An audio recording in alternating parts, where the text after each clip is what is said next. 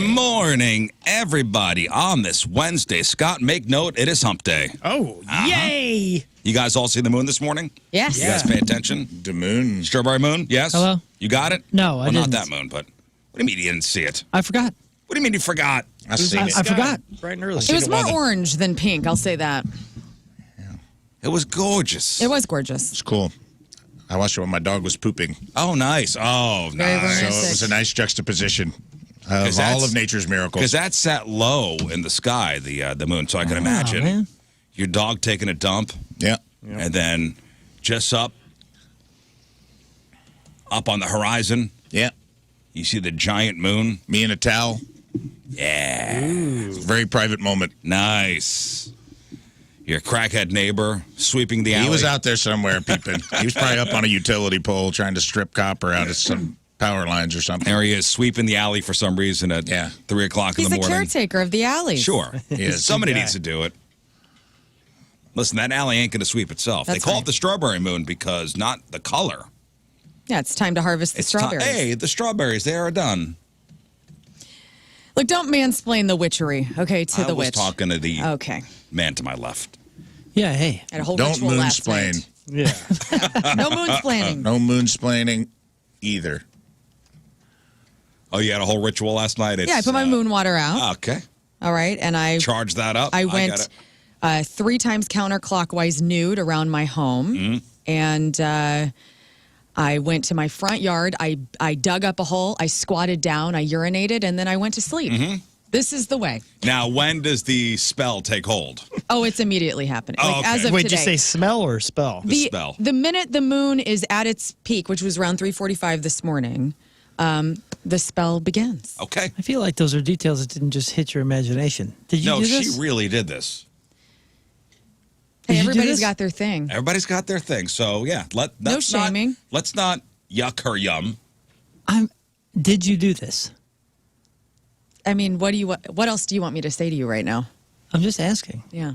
Oh, wow. Let's keep it ambiguous. Yeah. That's cool. Let's leave them. I don't need to over-explain. Let's leave them really wondering. Yeah, the look on Moon's face Is pure disgust. Is pure like wondering. It's wonderment. Yeah, I'm not sure what the word is. Intrigued? Don't witch-splain, okay? Yeah. Yeah, man. You don't need to witch-splain. Don't yuck my yum. I won't yuck your yum. All right, you want to hear some mansplaining? What do you know about guy code? Or AKA the bro code. Like, is this like, hey, man, like, I got a girlfriend, don't tell my wife, like that sort of stuff? What are we talking about right now? No. Or bro code, There are like, certain rules that men abide by. like hose before, bros before Bros hose? before hose? See, I'm Yeah, pro, sure, that's... pro hose show. Hose before bros. I guess bros before hose is... The definition of bro code. No, there's other things that go into the guy code, a.k.a. the bro code. Yeah, I would say the vast majority of it, at least how I saw it, it's kind of a, I don't know, unspoken rules that look out for one another and not at the expense of someone else. Certainly not at the expense of women. No. These are not at the expense of women at all. No, it's like, Then what is bro code? Okay, so let me go, because there was a whole thread on guy code rules, and let's see if you guys. oh, you know what? I got one that just happened to me, and I had to explain it. I had to mansplain it. God. So I got this friend in New York, known her for 20 years. Scott knows her as well, pretty close friend. She got married, I'd say 4 or 5 years ago. So I've met the husband multiple times now. Mm-hmm. I really like the guy. Clearly, I know her though, right? I mean, that's how I know Dan is. I know Lauren. Mm-hmm. So they're from New York, so they came up to the Canadian show up in Pont Rouge, by Quebec City, and I was putting them on the list. Yeah. And when they got there, Lauren goes, "Hey, what the hell, man? We've known each other for 20 years, and you put Dan's name on the list? Why is it Dan +1? How did I become the +1? I'm your buddy." And I said, "Oh, and it's and I didn't want to mansplain and be like this bro cody thing, but I was like, you know, it's like a respect thing. And I thought she let it go. She goes, what is that? What about respecting me? And I go, no. It's I like don't respect you. it's like a respect thing to him, so he knows that like this ain't no thing. And he goes, he turns to Lord. He goes, it's to say that he's not effing my wife, okay? and I go, no, but yes. Yes.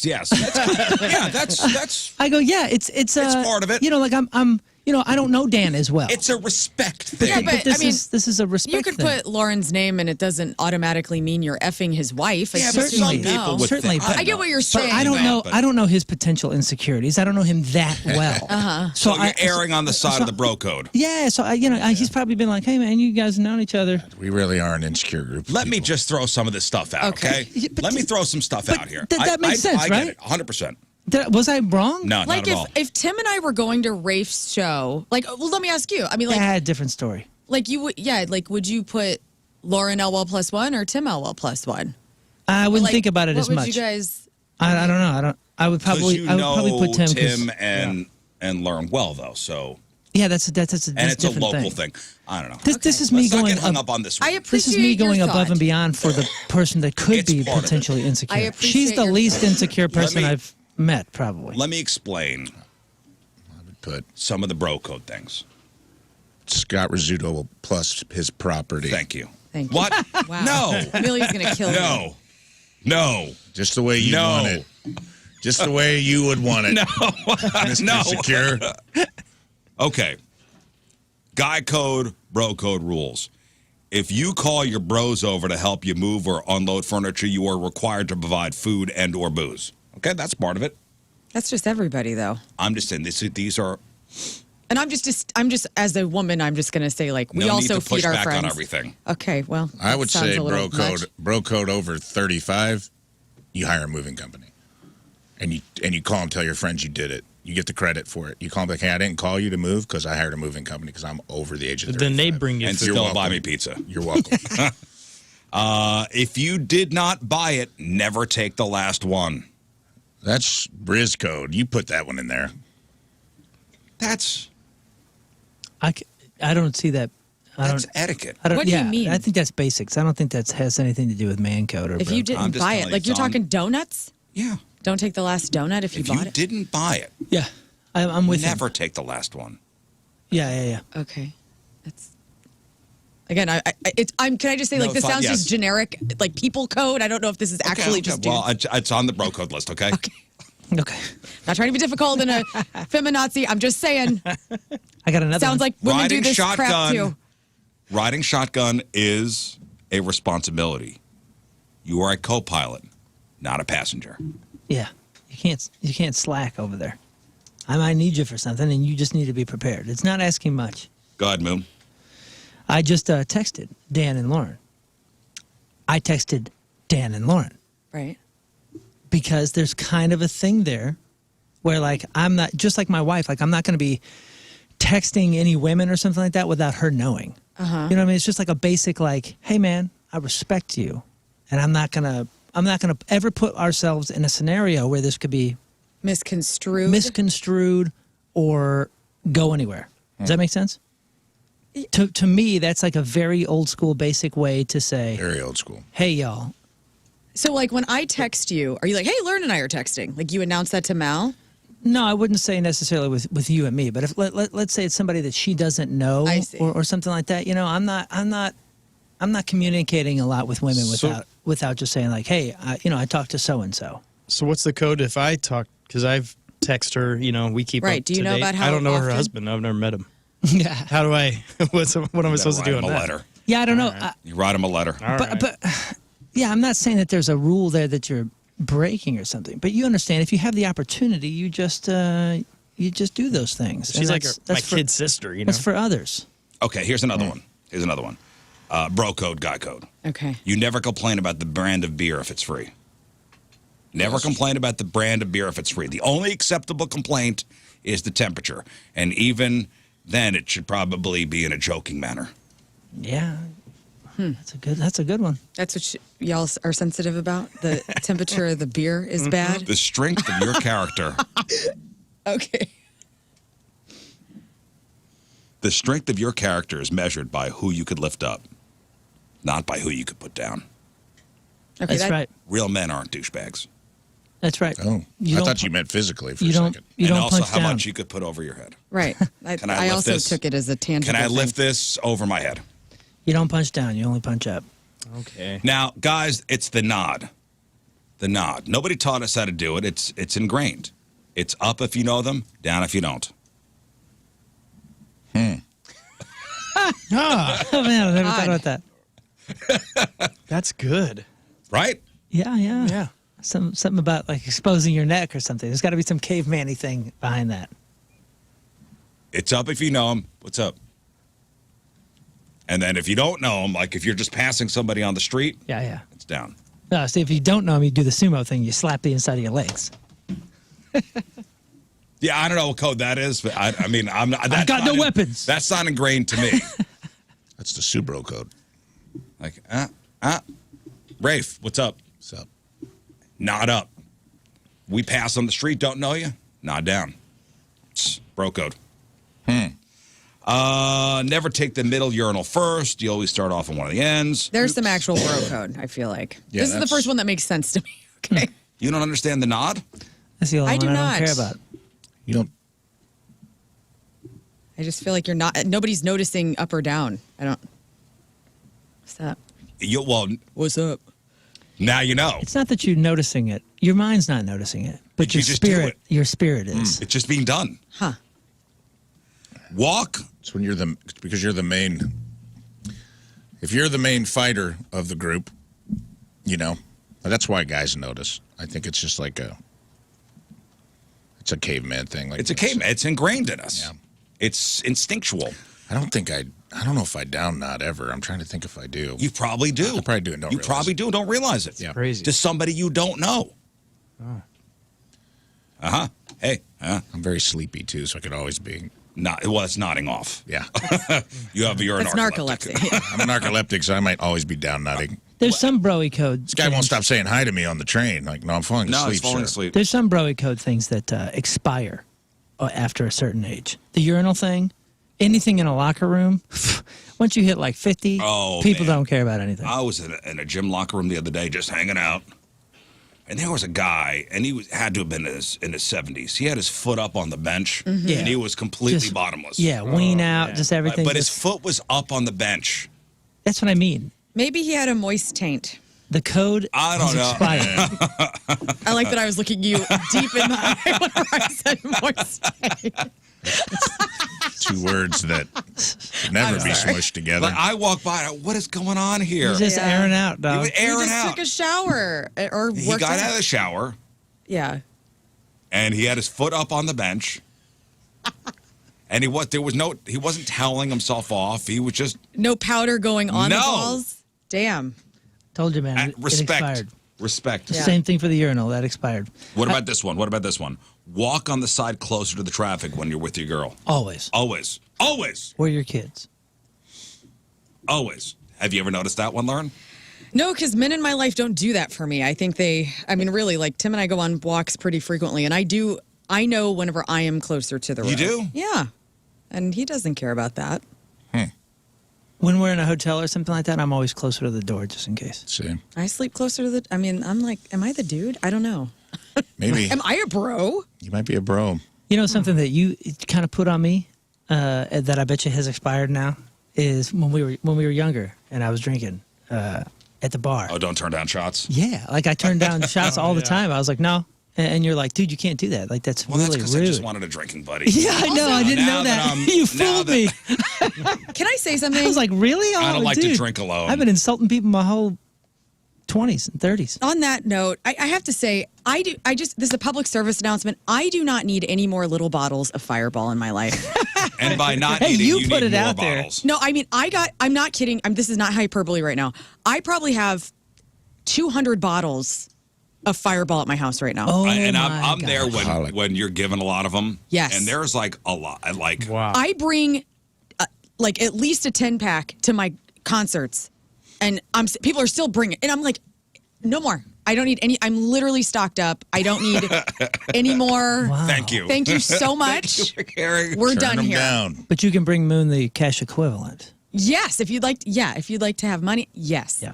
But as far as little shooters, a fireball, I do not need any more of We're them. fully stocked. It looks like a liquor distribution center in my garage right You now. have like a fireball. Yeah, you're a fireball hub. I am, and I'm grateful, and thank you so much. Thank you, but you don't need any more. This lady is closed. Yes. Well, the whole thing with Moon was, I was like, hey, don't turn on the shot. It's rude. And I just wanted a drinking buddy.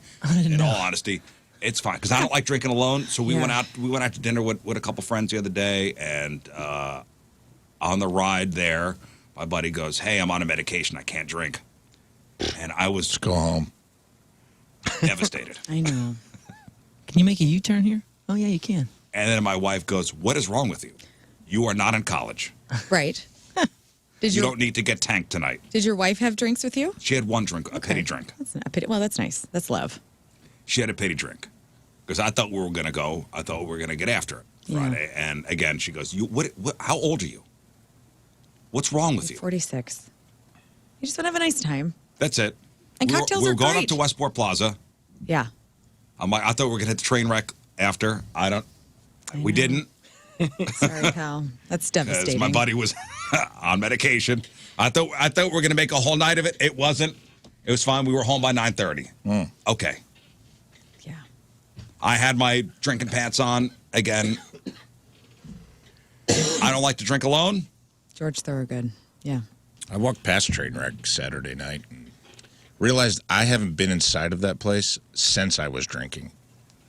Because my friend was like, "They got good wings." I go, "They have food in there?"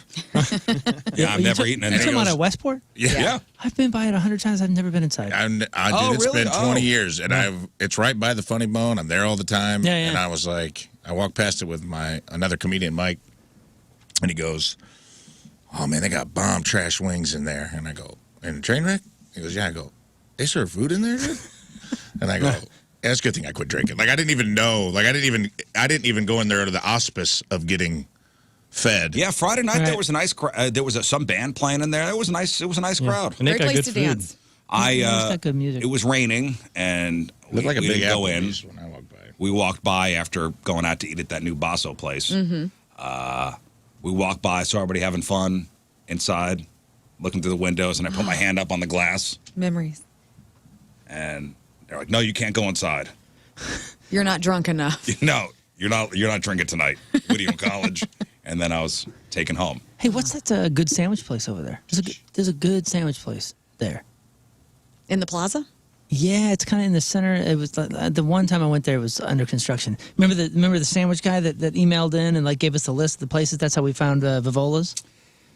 I don't know if there's a sandwich place in there anymore. Oh no, whatever it was pretty good. No, I mean it's nice up there. Soda Fountain Express? No. No.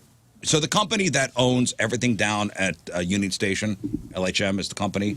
They revitalized Westport, and it's gorgeous. Very nice. Now that Rawlings is in there, Yeah, I mean, it looks I've awesome seen it. over It looks there. awesome. Yeah, it was good. It's It's nice. a good hang. It's When I- nice. You got when I the was Funny there, it Bone. was- You got Westport Social. A lot of food. Good food options over there. Yeah, it's nice. Man, I bet you that construction put him out. Because it was impossible to find. You had to go through a bunch of boards. and Yeah, all those well, different I was stuff. up there. Aside from last Friday, the last time I was up there was to go see Rafe at Funny Bone. Was it 2 years ago? Probably, yeah. And it was all boarded up, and now it's nice. They got that 360 rooftop bar now. They done good. They done good over there.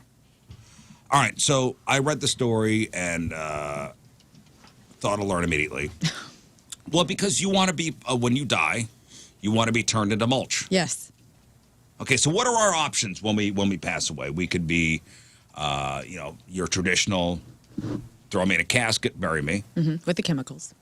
You could be cremated. You could be shot out of a cannon. Yes. With You no could- chemicals. You could be Chemical free. You can have a natural burial where they just put you in the ground without formaldehyde and you just decompose there. Or you Where can you do that?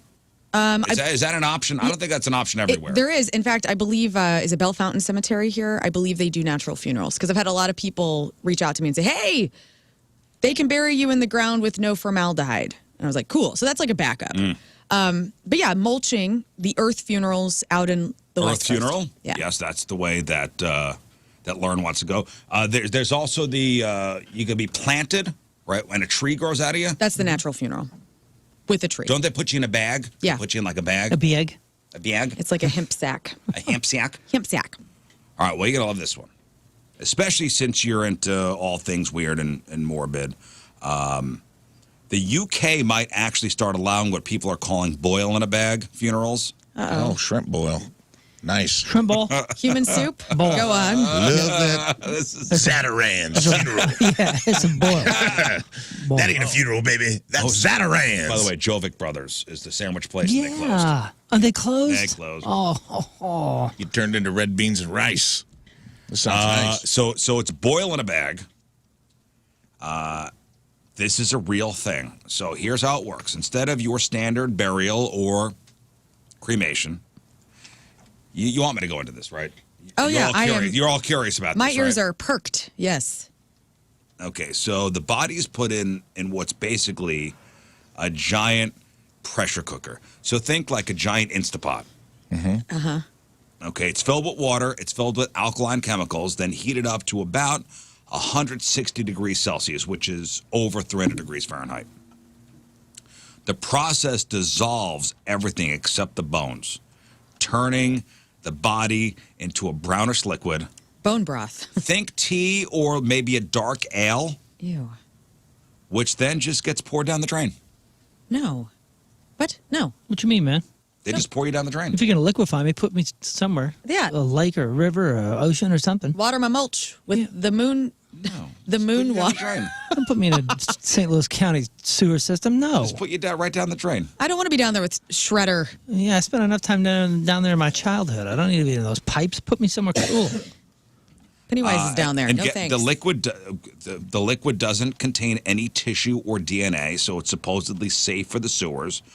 The bones that are left over, those get ground up into ashes, which are returned to the family, just like with your regular cremation. Any metal from implants, like hip or knee joints, is left behind too. I don't like this. This is what Hughes does, man. It's water cremation. It's water cremation. Okay. There's someone in St. Louis doing this right now. He used to sponsor the In Memoriam back in So the this day. is that. Yeah. Okay. It's more eco-friendly, too, than... it's like 70% more eco-friendly than regular cremation. Okay. because So there's no this smoke. this is that. Okay. I wasn't sure what. It's really interesting, man. I did the walkthrough of that place, and he showed me all the gear. Where they do it, how they do it. It was interesting. Was there like a big ladle?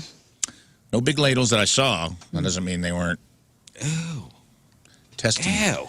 Yeah. Yo, you guys got to watch that Mortician documentary. Oh, is that good? Yeah. HBO? It's pretty good, What's dude. that on? Is it I think HBO? it's, They have like a couple it's in episodes, my right? queue. I haven't Yeah. started it yet. Yeah, brutal. It's It's about a dude who took over. Played another dude. So yeah, playing another dude who disposed of bodies. So this guy, he was basically like a long historic line of this L.A. family funeral home, right? And his parents took over from the grandparents and said, "Hey, you're doing nothing. You're kind of fledgling out here. You should come back and help us run this place." And they had a separate crematorium that was on another property. And they basically said, "Here you go, man. It's Try yours." to do something with this." And he's like, "Well, let's see. Is it like are there crimes involved or like or it's just I'd say so. I mean, the guy served. I think he served. Well, I don't want to give anything away. Anyways, yes, crimes involved, but he went from 50 bodies a year to 5,000 bodies. because a year. I would like to just see a documentary about Brother, he only had 2 ovens. Do the math. is he stacking bodies? Oh, all right, I'll watch it. Yeah, he's meat I'll watch hooking. it. He was. They had a competition on seeing how many bodies they could put in there. Now, what does this raise? Obviously, what's the issue? It's got stink. But no. You got Ashes. 15 bodies, and now you're handing them back to Aunt Alice, saying, "Here's Fred," and it's not Fred. It's Fred, Well, Sue, and Joyce. It's the neighborhood. Hey, they do that at the... You know who else? You know who does that and gets away with it? Who? Veterinary clinics. The last true gangsters. They shake you down. You got to pay extra if you want your dog to go in by themselves. What? That's a true story. What, you do? Yeah, man. If you get your dog cremated when they pass away, when you're sad, they're like, well, we can do what we call a multiple, or you can pay extra, and we'll put your beloved pet in alone. Dude. And you pay extra to be sure you get their ashes back. Oh, so I'm telling you, dude, they shake you down. So if I cheap out, the cheap out is they'll throw a few pets in together, and then ashes. you get the random mixed ashes, or you have to pay extra to put your pet in alone. Dude, it's like Pottery Hollow. I didn't know that. Ain't nobody going to jail for that. Pottery Hollow, where you go and paint ceramics, and they put all the different people's ceramics in one kiln, and then you have to wait 2 weeks to get your pottery back. I mean, it's the same thing. Yeah, but so only this is loved ones. So think about that with loved but ones. you You don't know get someone else's pot. that you probably put your name, you inscribe your name on the bottom of the coffee mug. Well, for sure. I'm not saying I have a problem with that. I'm just saying it's the same principle of like, well, we're not going to fire this up for just everybody. We're going to get a group in here. Yeah, If you wanna pay extra. so think about how many times that's happening across the country or across the planet, and nobody's getting caught because Oh, they're of not course. they're You're not not doing checking. competitions. You're not checking to see if that's Dad's ashes. Yeah, no one's there. I mean, it's literally unsupervised. Like, no one is there. I would like to. Is there any documentaries just about the process? I'm like sure. about I'm being sure a there mortician? is. I listened like to a good one? I listened to a podcast about the whole the history see it. of America's relationship with death and just how gnarly we've taken it. Dude, that's why I love 6 Feet Under the show so much, because it was based on a book about morticians and I think they stick to the facts pretty well in that show, like about how it all goes down. Well, this alkaline hydrolysis. So I guess that's what they do at Hughes. Yep, water cremation. Yep. Okay. Yep. It's a mix of. I'm not even sure if it's. If he's a listener. If you're listening, Hughes, call in. Tell us what's up. But I know that I think that there's even a process where they don't even. It's not boiled. It's like the alkaline mix. It's just like running water, and you're just like in it's the moving water just kind of It dissolves you. slowly dissolves you with the my alkaline. God. and How long then- does that take? I don't think it takes very long. Oh. I want to say like 24 to 48 hours. Oh, Golly. I could be wrong about that, but I it's remember. legal in 30 states here. Oh yeah. Supporters say it's way better for the environment than fire cremation or traditional burials. All true.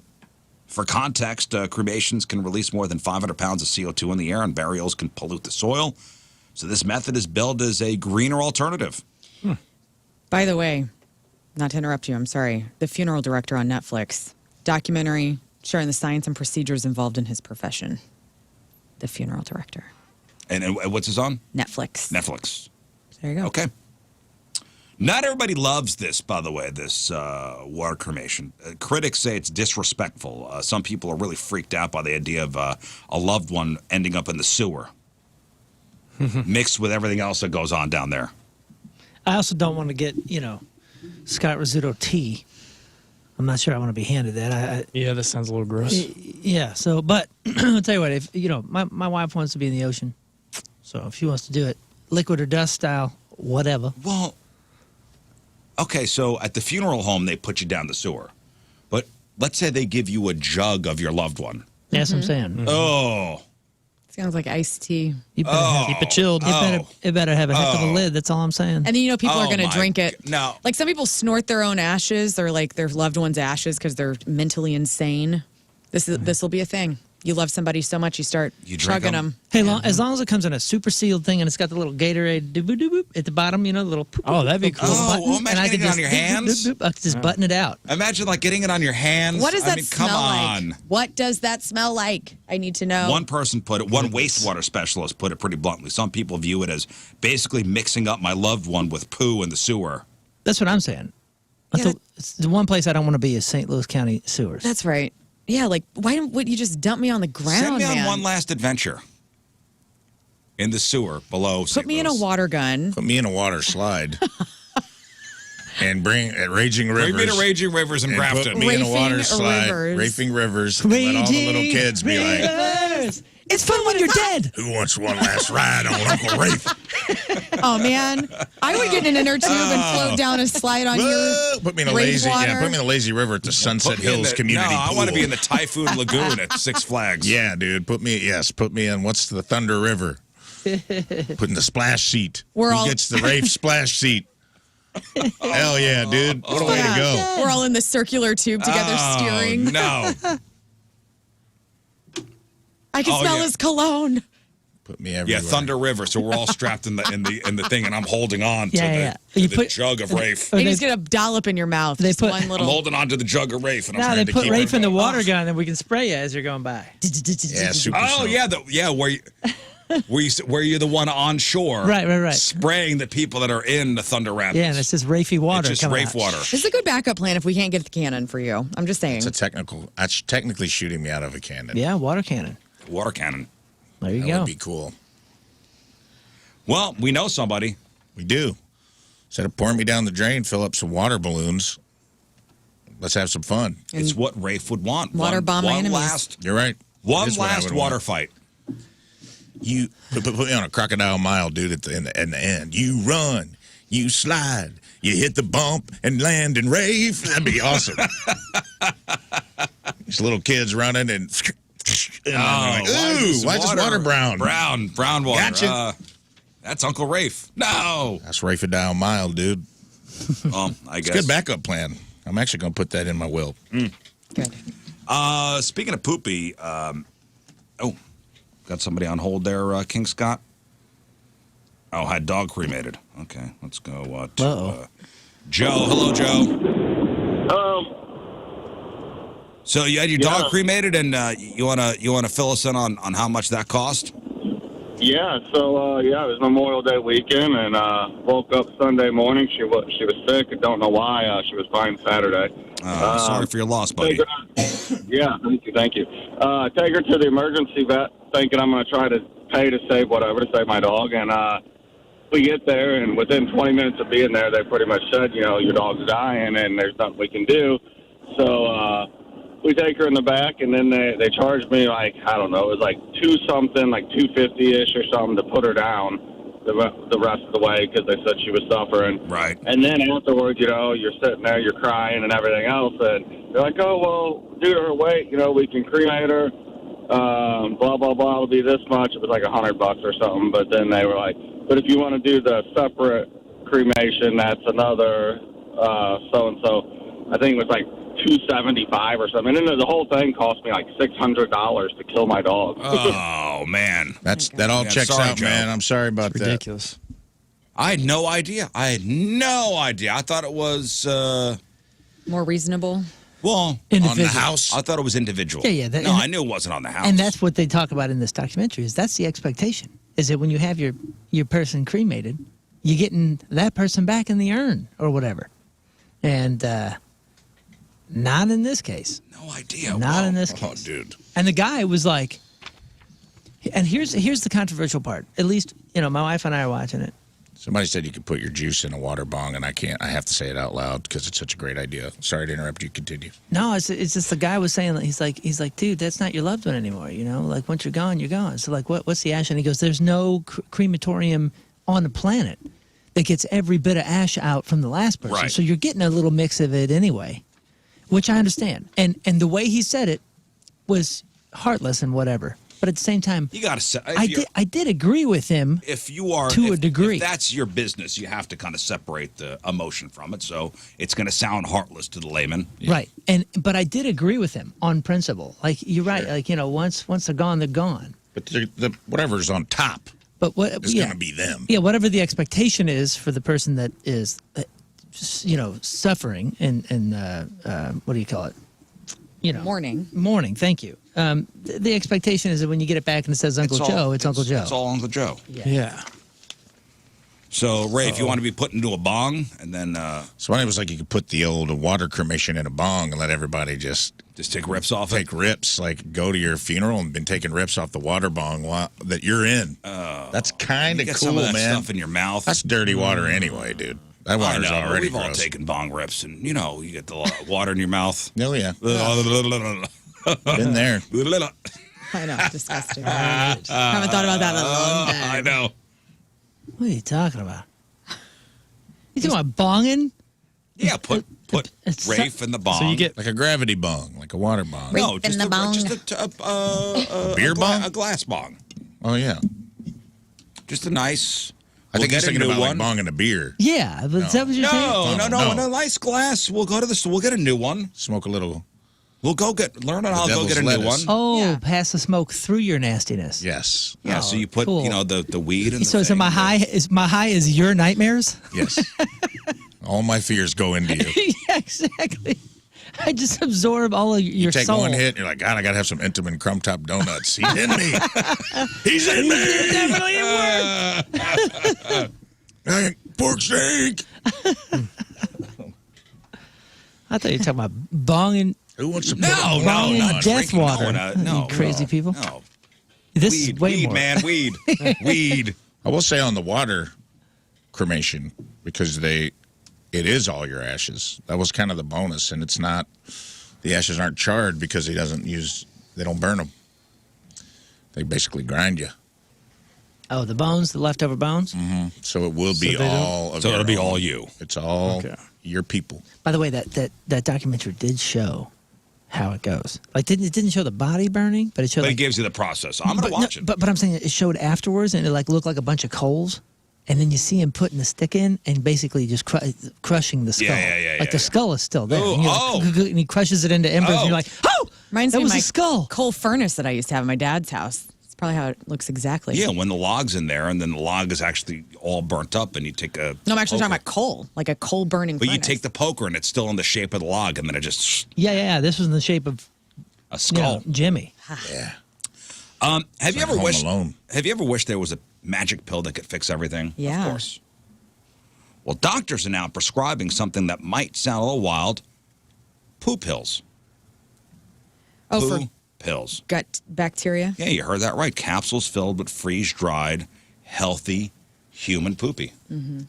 There's a documentary on this, and there's some psycho chick that's like doing it herself, making the What poo was pills that? herself from her boyfriend's Dude, I poo. watched this. What was that? Oh, I know. What was it that we were Seriously, watching? Pills. There's a documentary on everything. I think you watched it too, man. I Yeah, think we we were- talked about this. Remember The poo pills? Yeah, Yeah. it was a young have gal, and talked she about was this. making her own poo pills from her boyfriend's poo, bro. Was it specifically about the poo pills? I don't know if I've ever seen this documentary. Yeah, I think so. It was about like health fads and different things. Or we maybe talked about this last year that people were doing this as a health There's fad. fecal transplants. I've Hack your heard. health, Yeah. the secrets of your gut. Yeah, it's all gut health. You may have probably my wife watched this. I guarantee it. Like I've heard of fecal transplants. Because Yeah. I was on board to the end.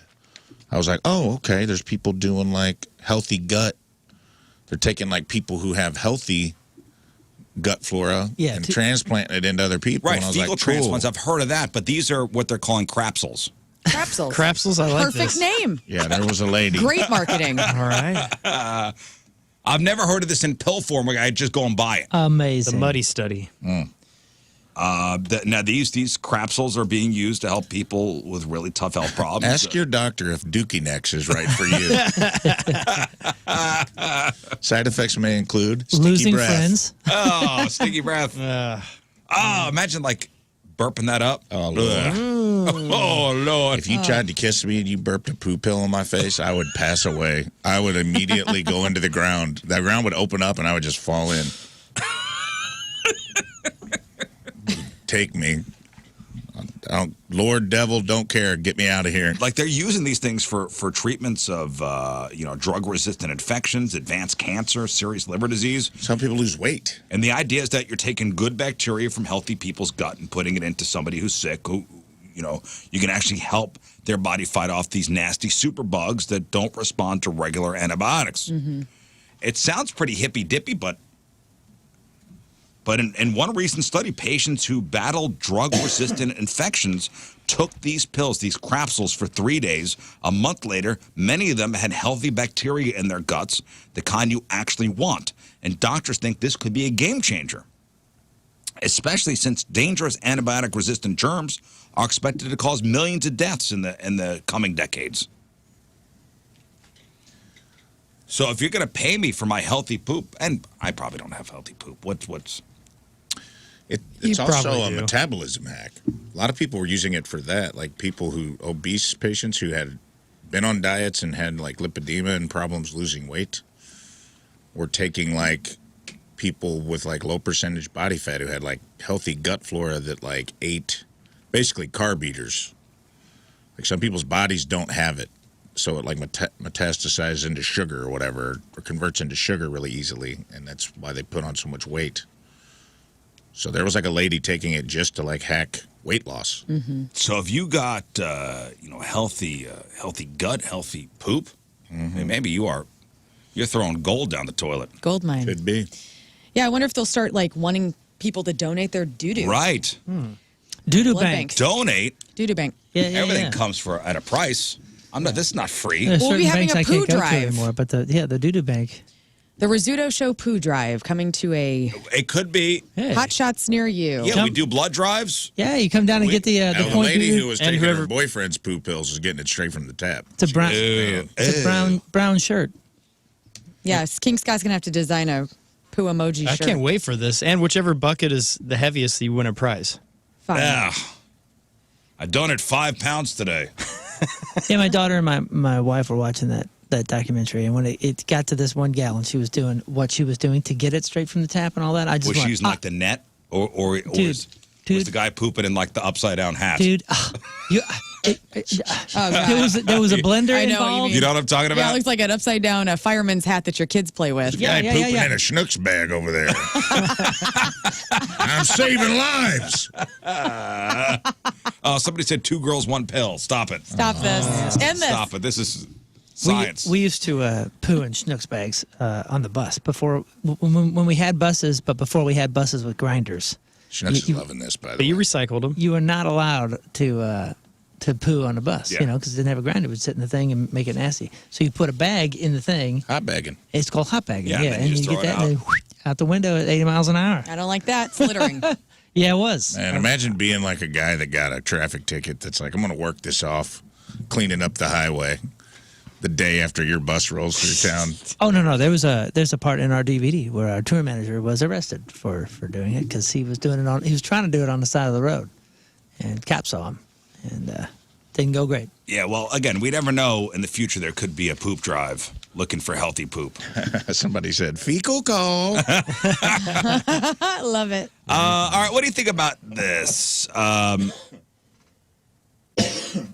Imagine spending months planning your wedding, your dream wedding, pouring your heart and soul into every little detail, including writing your own precious wedding vows. Yes.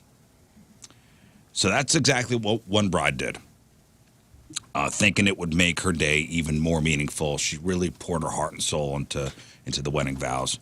She worked hard on them, wanting them to be perfect, while her groom, well, he seemed to have it all together too. So at the ceremony, his vows were so beautiful. They actually made her tear up. Aw, so cute. She was touched. Let me bet. AI wrote the vows. Oh, no. She was touched until the reception rolled around, and the best man, after a couple drinks, let the secret slip. The groom hadn't written the vows himself. ChatGPT whipped them up for him. Damn it. Would you be upset about this? Yeah, I would. Would you? And you know what? The Like- internet is divided. Mixed reaction. Listen to me. My husband is a beautiful person. He's maybe one of the best human beings to ever exist on this earth. Just good people. And he's not a man who like writes well, right? Like he has and I think he would self-admittedly explain that he doesn't explain his feelings as like I'm a very emotional person, obviously. He's really not. And so we did write our own vows. And so mine were ridiculous, as you would assume. His were beautiful as well, and they were in his voice, and he memorized them, and he like really like.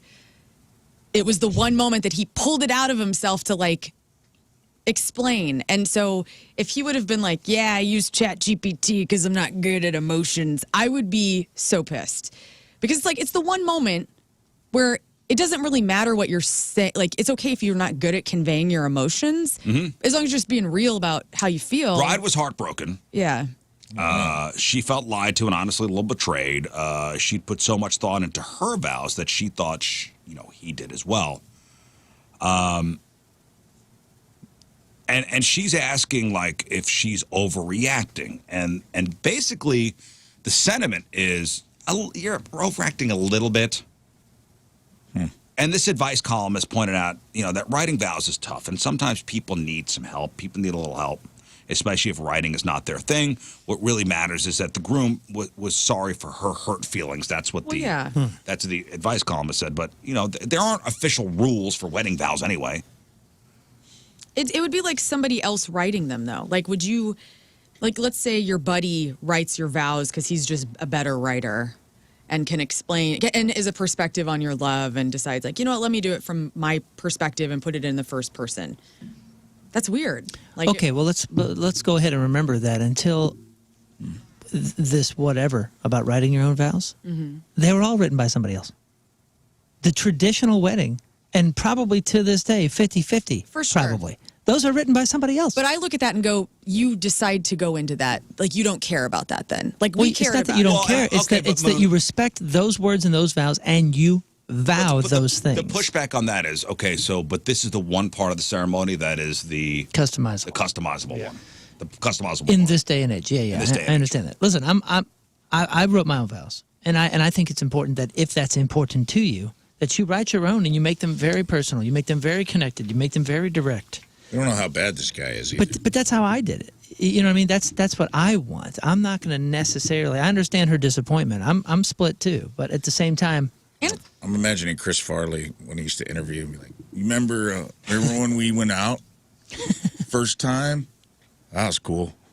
Maybe he was awful, or he was just like, I cannot tank this for her. I've been to a couple weddings. I do not want to go up there, and she's going to say all these beautiful things, and then I'm not a good writer, and I don't know what to say.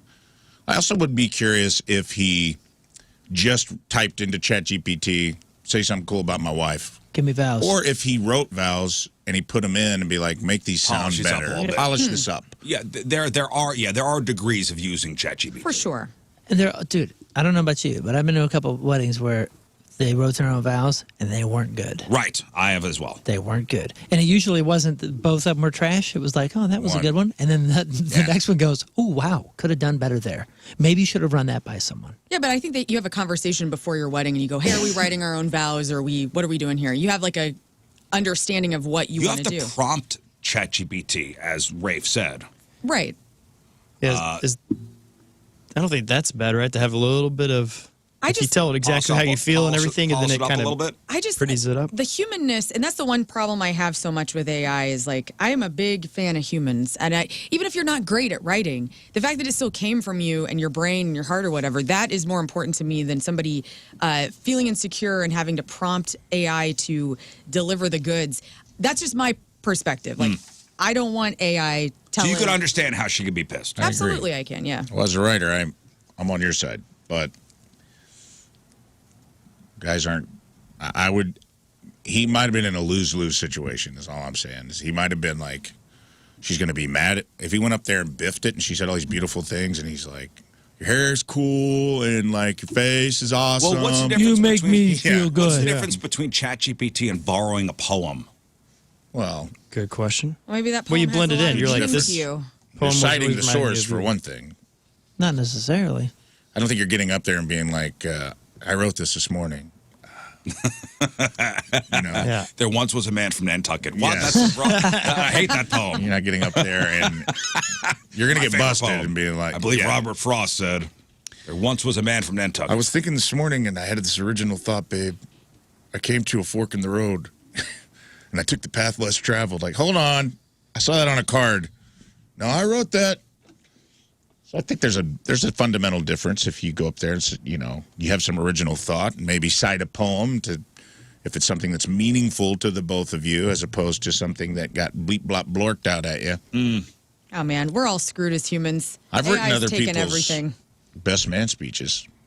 Yeah, I've done that different? too. Okay, but you are a comedic writer. I mean, they probably come to a lot of people. Comedians come to you for joke help. I mean, that's part of your gig, but.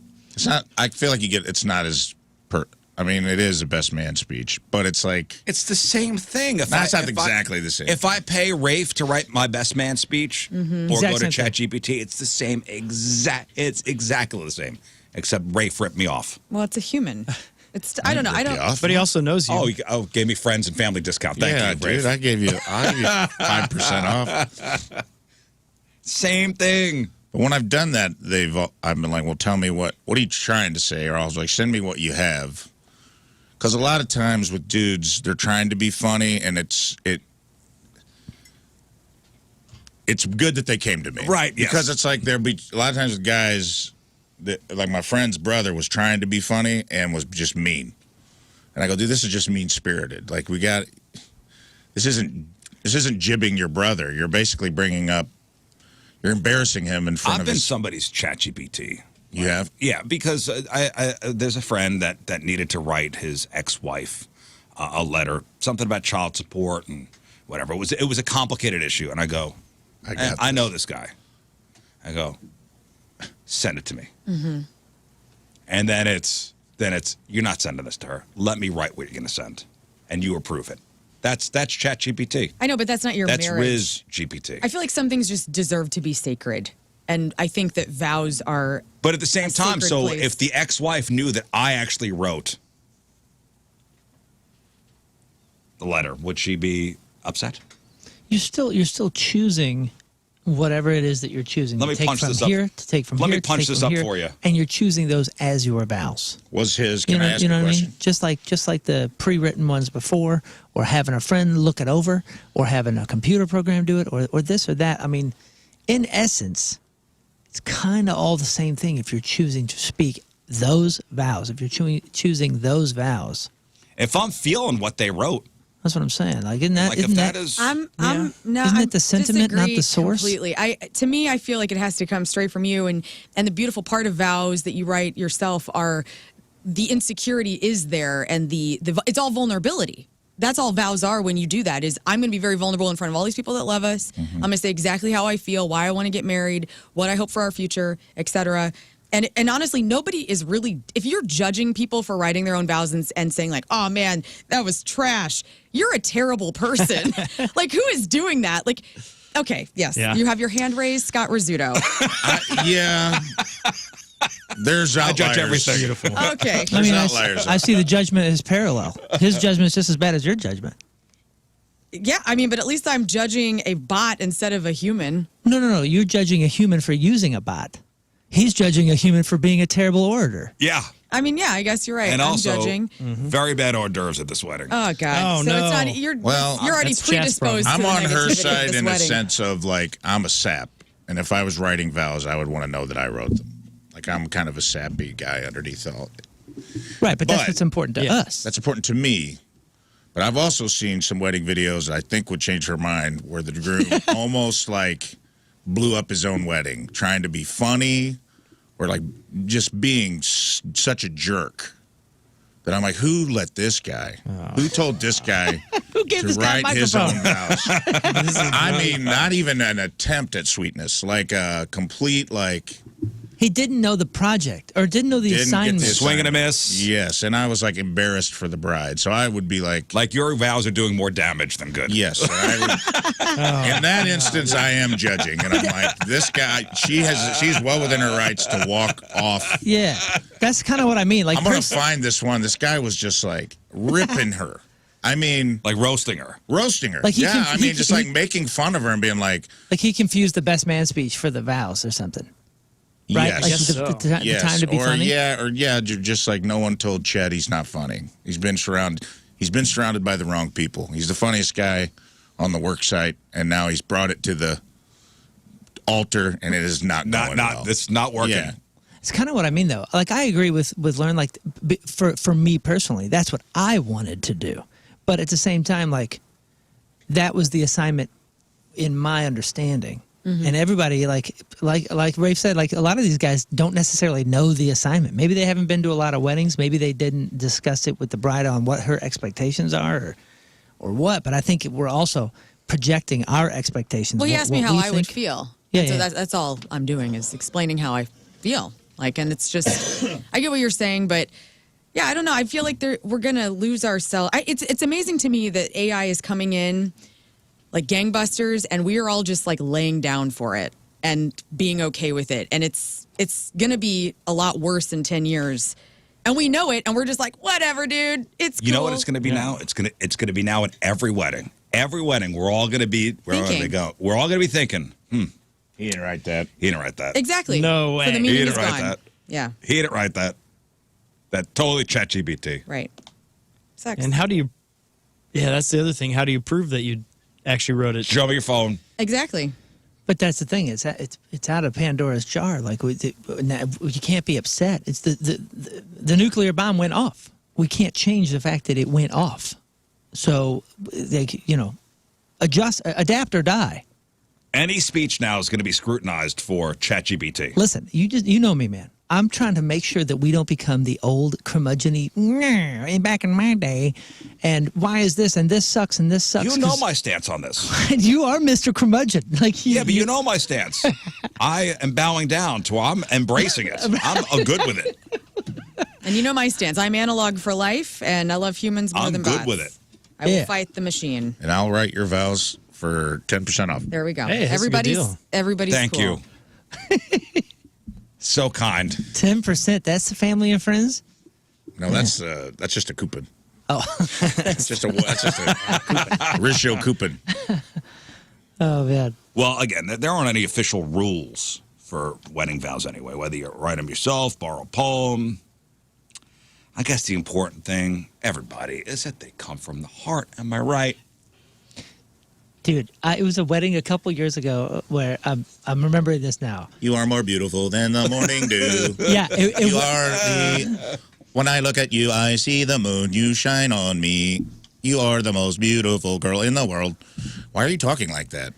I think this wedding that I went to was pre-ChatGPT, so it couldn't have been that. But I remember the thing about it was it's because it's the gal that goes first, right? Her vows are first, or is his vows first?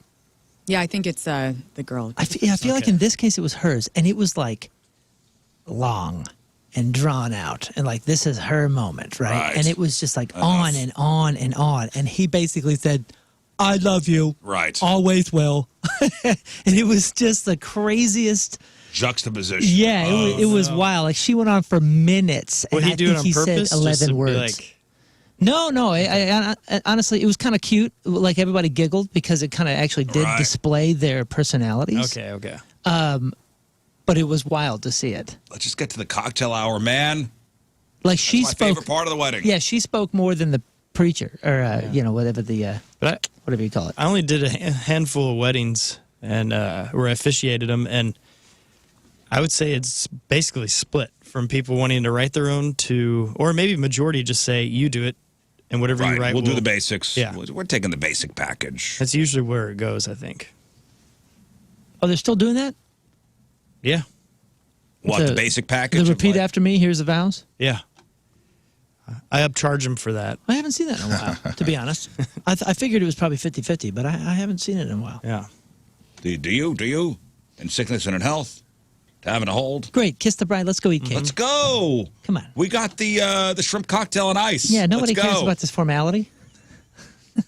We got mini egg rolls on toothpicks. Let's go. That's my favorite part of the wedding is the cocktail hour. I know. Let's go. That's not your favorite part? I love a cocktail. What's your hour. favorite part of the wedding? I like when the cake gets cut. Yeah. Oh, you're a... Yeah, man. Okay. Cake girl for Me and life. Learn are over. We're going. Are we doing the cake? Let's I go. know. Let's go. Let's Feed go. it to each other. Let's go. Let's go. That means we're almost done. I like dancing. I like cake eating. Cocktails are great. Cocktail hour. Everybody loosens up. Yeah. I like when the bridesmaids are in the bathroom crying about something, and then I have to go in there and Yeah. Oh my goodness. regulate. I always like the speeches because it's exciting to see how crazy it's going to get. Yeah. And you just want it to be a terrible one. Yeah, I like that energy where we're having the cake now, and it's right before the speeches are about to go, and everybody's going. Ooh, they're wringing their hands like, oh, I wonder what this guy's Usually going to say. speeches are before the meal, right? Look how drunk this guy is. During. Yeah, it's kind During. of during. Yeah. Like at the front. During the meal. Man, I feel like were you at the last wedding I was at? Somebody we knew? I guess you weren't. I feel like they didn't do speeches, and I gotta say, It was something missing. I think I've been to a wedding without it speeches. did feel like something was missing. Although it's usually always a disaster and a letdown. But I kind of was like, man, kind of wanted to hear a little bit of. The speeches are a good break. Yeah. Like, it's a chance for everybody to just sit down, Yeah, take the attention somewhere. Eat your food. eat your food, have, drink your drink, calm down a little bit.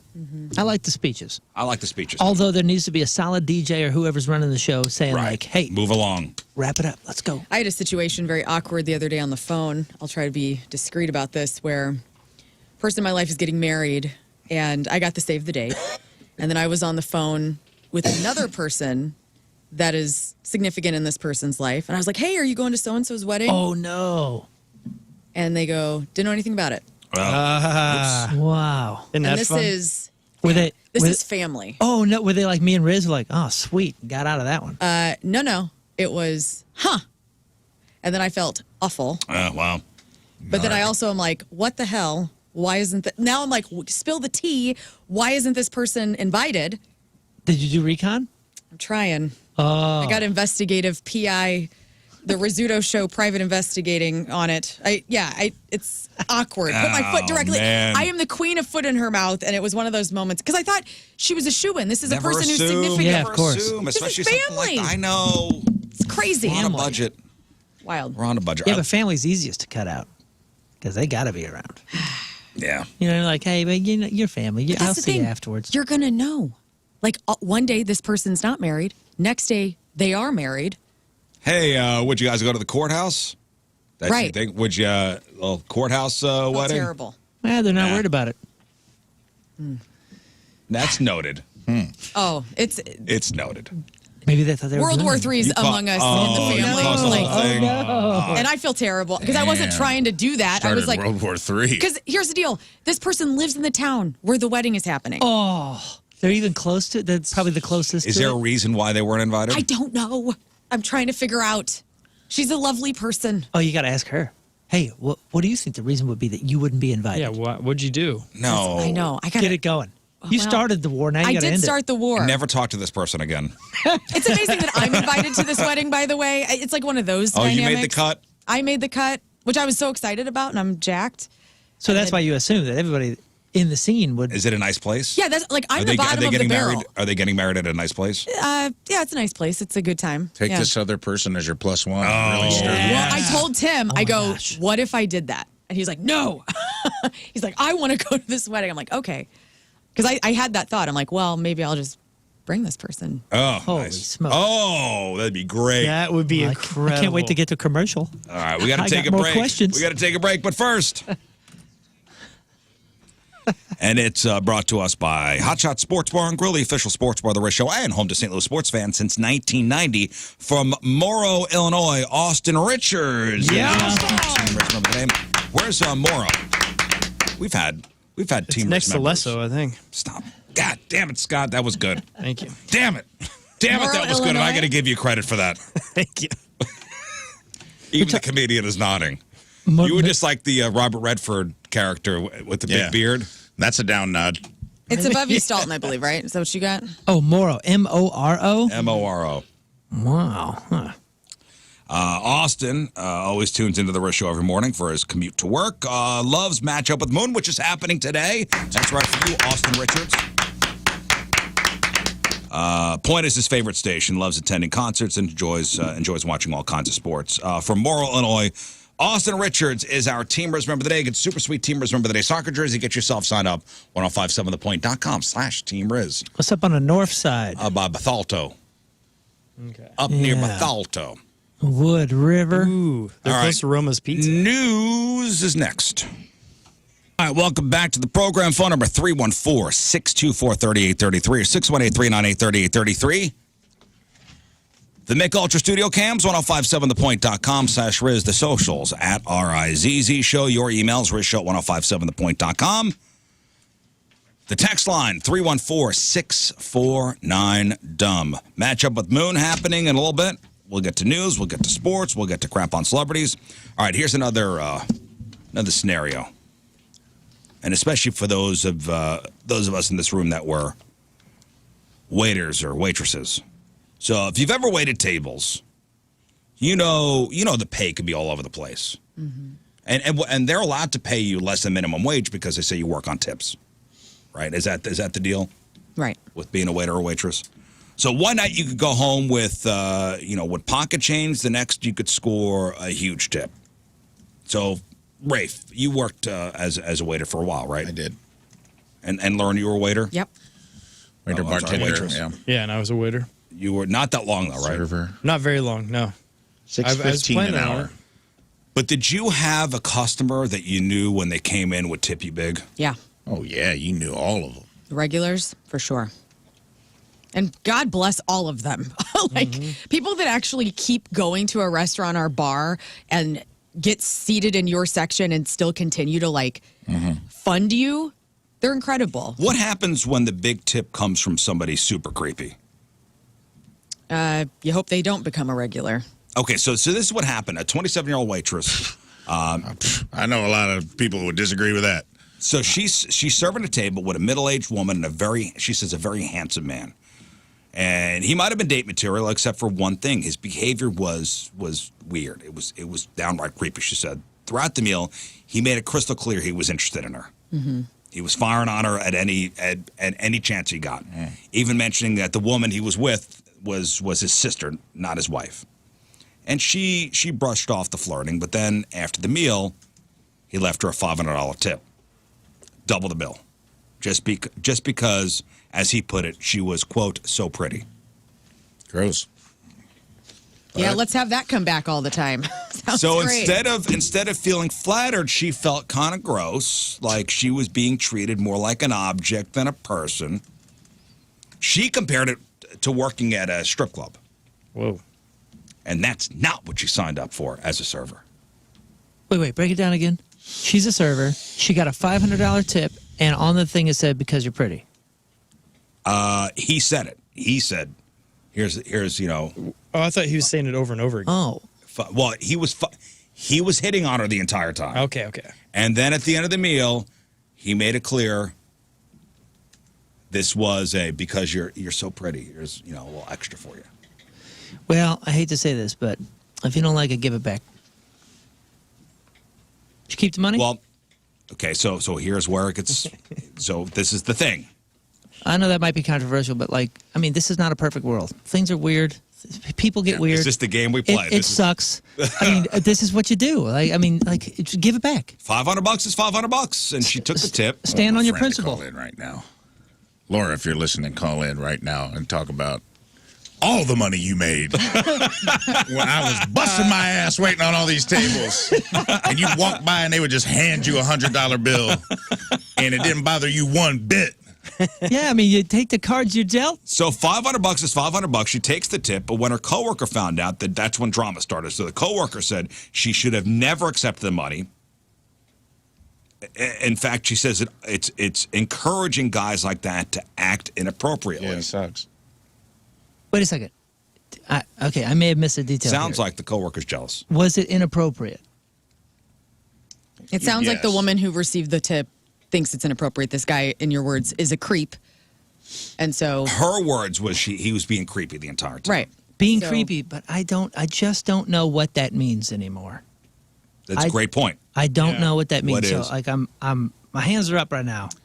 Well, there's a lot of that. I'll be honest. I worked, it was a female-dominated place I worked. I was the only male server, and it was a bar and grill across from the courthouse. There was a lot of older Pronounced Hooters. gentlemen who had good livelihoods, and they never hugged me when they left. But they always hugged Laura. And she, were they to her missing out credit- because you are a good hugger? I'm a good hugger, dude. And I'm like, Bill, go over here and give me a hug, big boy. Why you don't let? I told you all the jokes. Made you laugh 3 times. I don't get a hug. But she also knew the game. Like, She played the game. It depends on and the person. If this person feels uncomfortable, then I feel for them. Because there are a lot of dudes who go to bars. It's the same guys that think the strippers love them, are in love with them, right? It's like they... Yeah. And that's what she said she flirt felt with like. the waitress, and it's sad and pathetic, and it's She kind of felt creepy. like But they she- leave big fat tips. She felt like she was working at a strip club, and I will It say it is a unfortunate thing that happens in the service industry, and I did feel bad for my female coworkers because sometimes I felt like they got put on the spot for the goodbye hug, And then the guy would be like, oh, she's like my daughter. I'm like, well, I hope you don't slide your hand down the middle of your daughter's back like you just did to my friend, because that'd be weird. But Scott, they also made 10 times more money than I did. Scott? I was going to say, as a former stripper, I fell in love with anyone that tipped me, man. It was awesome. It was great. I know. It's. So- I mean, you know. I guess it's part of the thing. I mean, $500. It's $500. Right. That's rent. Well, at one time, yes. That's $500. What does the internet say? What does the internet say? Because again, the coworker's like, "Why'd you accept it? You should never accept money like that. Right. You're encouraging this kind of behavior." Which So sucks. she was rethinking things, and she admitted that she probably wouldn't take a tip like that again. Yeah, she's just trying to work.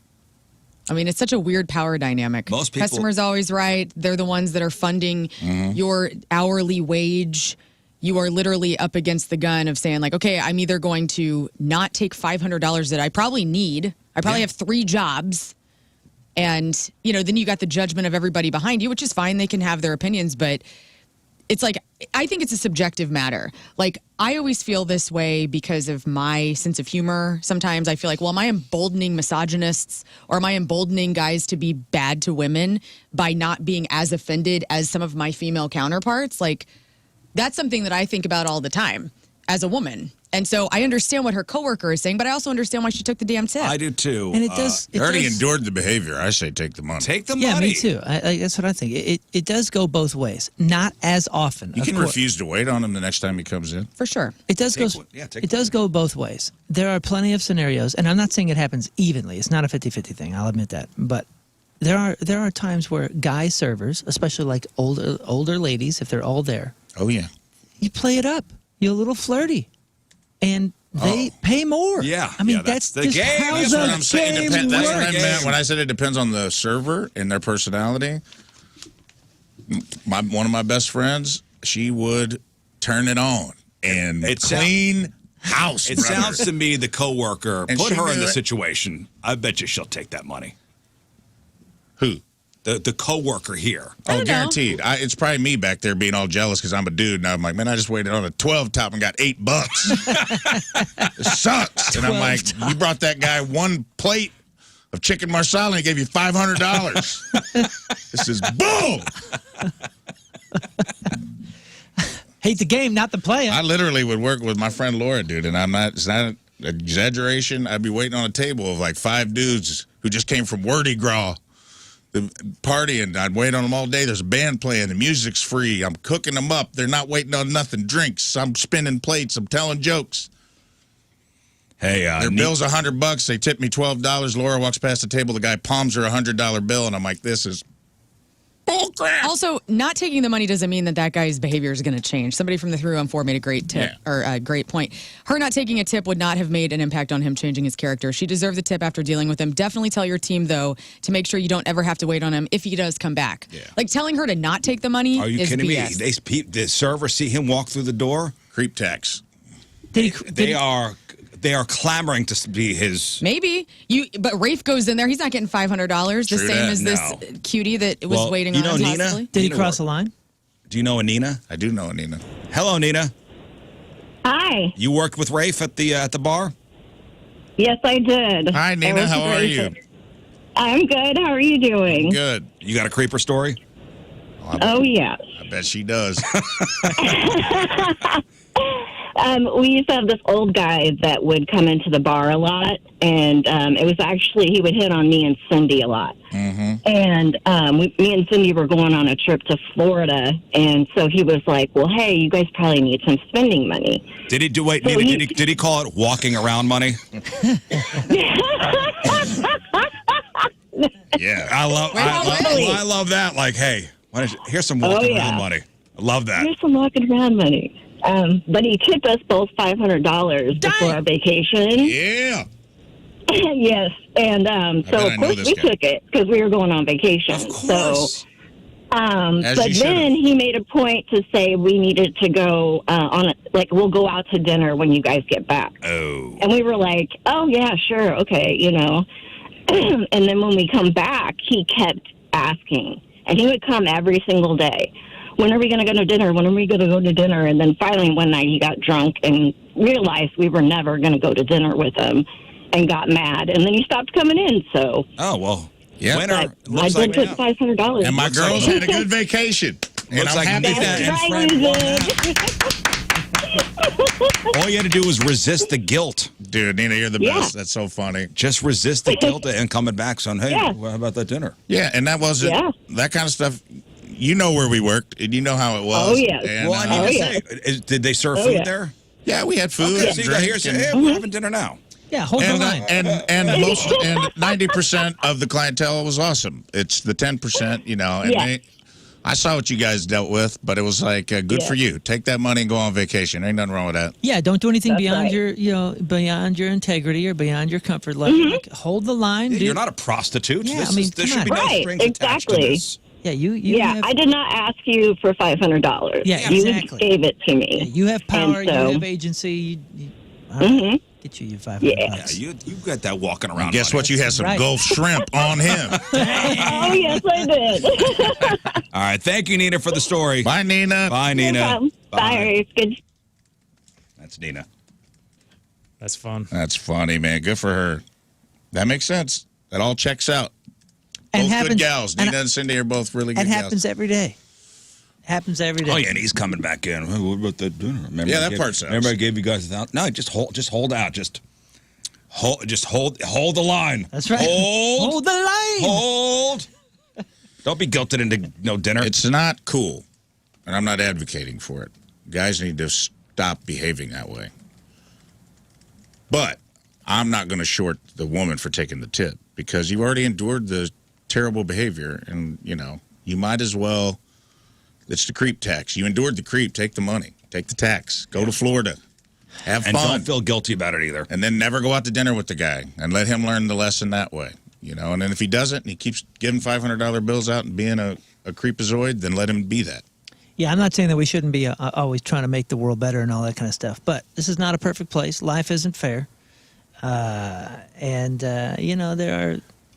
There are games Also, to be played here. I would also say, with the caveat here, because I don't want to be insensitive, I don't know, just like we don't know I don't know how bad it was. That's what I'm saying, and I don't know the If he was saying some if he was real inappropriate? out-of-pocket stuff, then that's like... Well, yeah, over the line. Yeah, well, there's a lot. That's when a manager should step in. but exactly that's when it gets cut off. Also, how about this? How about we not discuss our tips with the other servers, okay? Because it's going to We got to all put it together at the end. Well, You do have sometimes. to discuss.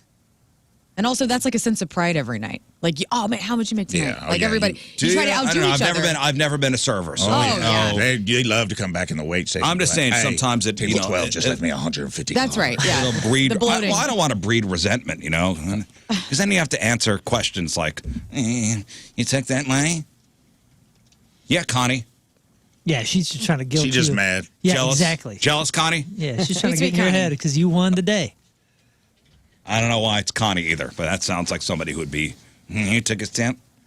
Yeah, was she Connie. enraged at first, or was she not enraged until the other person handed Yes. it to her? She was not upset until the other waitress. Well, think about the other Guilted her. alternative, too. Somebody being a jerk or a creep and leave you nothing. Yeah, would you That's rather way that, worse. Connie? No, take the money. All right, let's do some news. Oh, yeah. We gonna do some news. And your news being sponsored by. News is sponsored by. Oh shoot! Hang on one second. Because I got to tell you guys about a new trend. Schicker Auto Group, your headquarters for American-made Ford, Chrysler, Dodge, Ram, and Jeep vehicles, plus a great selection of certified pre-owned vehicles. Shop local. Visit shopschicker.com. Okay, this is very stupid, but here we are. If you think tap water tastes fine and paying for bottled water is dumb, well, you are going to hate this new trend. The New York Times did a big feature on how rich people are moving on from fine wine and getting in on fine water tastings. That's right. A writer for the Times recently went to a fine water competition in Atlanta where 6 judges, or water sommeliers, blind taste tested 107 different types of mineral water from around the world. Like wine, they say each type of fine water has a distinct taste depending on where it came from and a mix of minerals it has. Some of them now go for hundreds of dollars a bottle. And one of the competition winners this year was melted snow that had been filtered through Peruvian volcanic rock. The judges also taste tested one made of mist gathered from a pine forest in Tasmania. Ooh. These all do sound pretty good, honestly. I know. I don't know. This water right here is from a spring in Poland. This is from a bathtub in Fenton. Now, the idea of fine water isn't brand new. It's the 9th time Atlanta has hosted the competition, but it's become a lot trendier, especially because people are drinking less alcohol than they used to. And the story talks about how water sommelier programs are getting more popular and how some people are even converting their wine cellars into, that's right, water cellars. A group called Fine Waters handles a lot of these competitions. The founder explained it's like this. If you pay attention, the world opens up to you. If you think water is just water, you are missing out. Goofing hard. Here he is. I started Fine Waters 20 years ago, and for the next 10 years, no journalist talked to me because it was just a crazy idea. Water is just water. What are you talking about? And over the last 10 years, we see a significant change, and over the last years, especially after the pandemic, when people suddenly paid a little bit more attention, it's exploding. There we go. Fine water tastings. It's a thing now. I would try it. But I also love that we're not spending money on alcohol anymore. So it was like, what do we do with this money in our bank? Gotta waste our Gotta get rid of it. Gotta waste our money somehow. Yeah. Speaking of water, and we had the story a couple months ago, 3 months after a shocking incident at a local high school baseball game. Prosecutors have decided not to pursue criminal charges against a 16-year-old kid. This is from Rio Rancho, New Mexico. A junior varsity player who peed in the opponent's water jug. Yeah. Remember that story? I do. No charges. Why? Well, kind of a loophole. So according to authorities, the kid admitted, yeah, I did it. I peed in the Gatorade jug. I did it. No doubt about it. An email sent to parents revealed that some students did drink from the contaminated jug. Police recommended 15 counts of battery. Dang. That's one for each affected player. However, the DA's office in New Mexico, they said the law doesn't cover this specific scenario. The DA said battery consists of the unlawful touching of another person in a rude and insolent manner. So in this case, nobody was touched. It's not battery. They said their act is gross and not right, but it is not a crime in New Mexico. That sucks. I would think with tampering with somebody's Beverage, right? beverage. That's weird to me. I thought that, like, spitting on someone was battery in, like, some states. But it is. So I'm physically. Also, so if you deliver the liquid via some other way, it's not? Yeah. Interesting. So in this case, there was no. So when I spit on you, I'm forcefully Was projecting. So if I something. peed in a bucket and I put it right above your door and left the door propped open and then the pee fell onto you, that's just a prank? I guess in this case. All right. New Mexico's wild. It'd be battery if the bucket gave you a concussion. Did they say if this was filtered through Peruvian rock? No, I don't know. So not everybody agrees with this. State senator and former prosecutor argued the law is broad enough to cover such acts. Referencing previous cases where charges were upheld for tampering with food or throwing bodily fluids. But here is the chief DA talking about as wild. In New Mexico, battery consists of the unlawful touching of another person in a rude and insolent manner. So in this case, we don't have any touching of another person. New Mexico doesn't have a statute that makes it criminal for someone to mess with someone else's food or pee in a water bottle. While the act is gross and not right, it's not a crime in New Mexico. So no charges. The kid gets off scot-free. And in order for this to be a crime, they need to actually change. They need to enact a law. It needs to go through the process. Oh, man. The copycats, now that they have this information. I know. Oh, geez. No thanks. No Now, public drinking. This is only New Mexico, by the way. I'm not sure what the law here is in Missouri. Well, we've seen it. We've had similar stories to this where someone might do it to their coworker at the office or something with body fluids, from their body, and they get charged. So I'd imagine most states this is illegal. Yeah. Yep. Right. Speaking of suing or getting hurt, a woman in California suing Costco for more than $14 million after she says a display cabinet fell on her while she was shopping.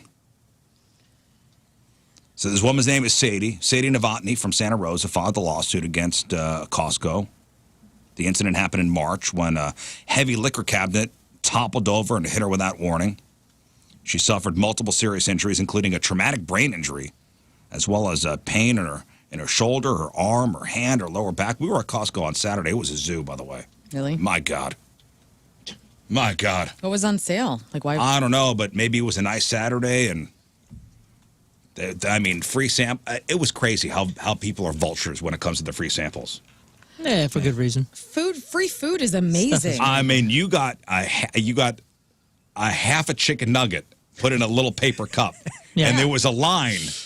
There was a line 3 aisles long. Anybody get hurt?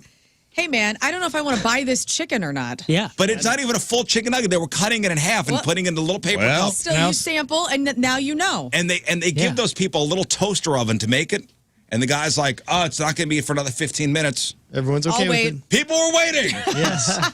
I will be on my phone. Yeah, man. It's usually the fellas waiting, too, while the wives are, somewhere else just packing carts full of stuff. You can't walk out of Costco for less than $400. I need to get a Costco card. You shouldn't walk out of Costco for less than $400, right? You shouldn't? Well, what are you going to do? You're going to go in there and go 1 and 2 aisles and then leave? No, you're here for the afternoon. We did all the shopping. We went up and down every aisle. That's what I'm saying. It had been a while. You have to go, and then you're going to go, oh, I need this, and I need this, and I made it out of there these. yesterday with a little over $5 because I bought a rotisserie chicken. That was it. You know what Costco should do? And I mean this thoroughly.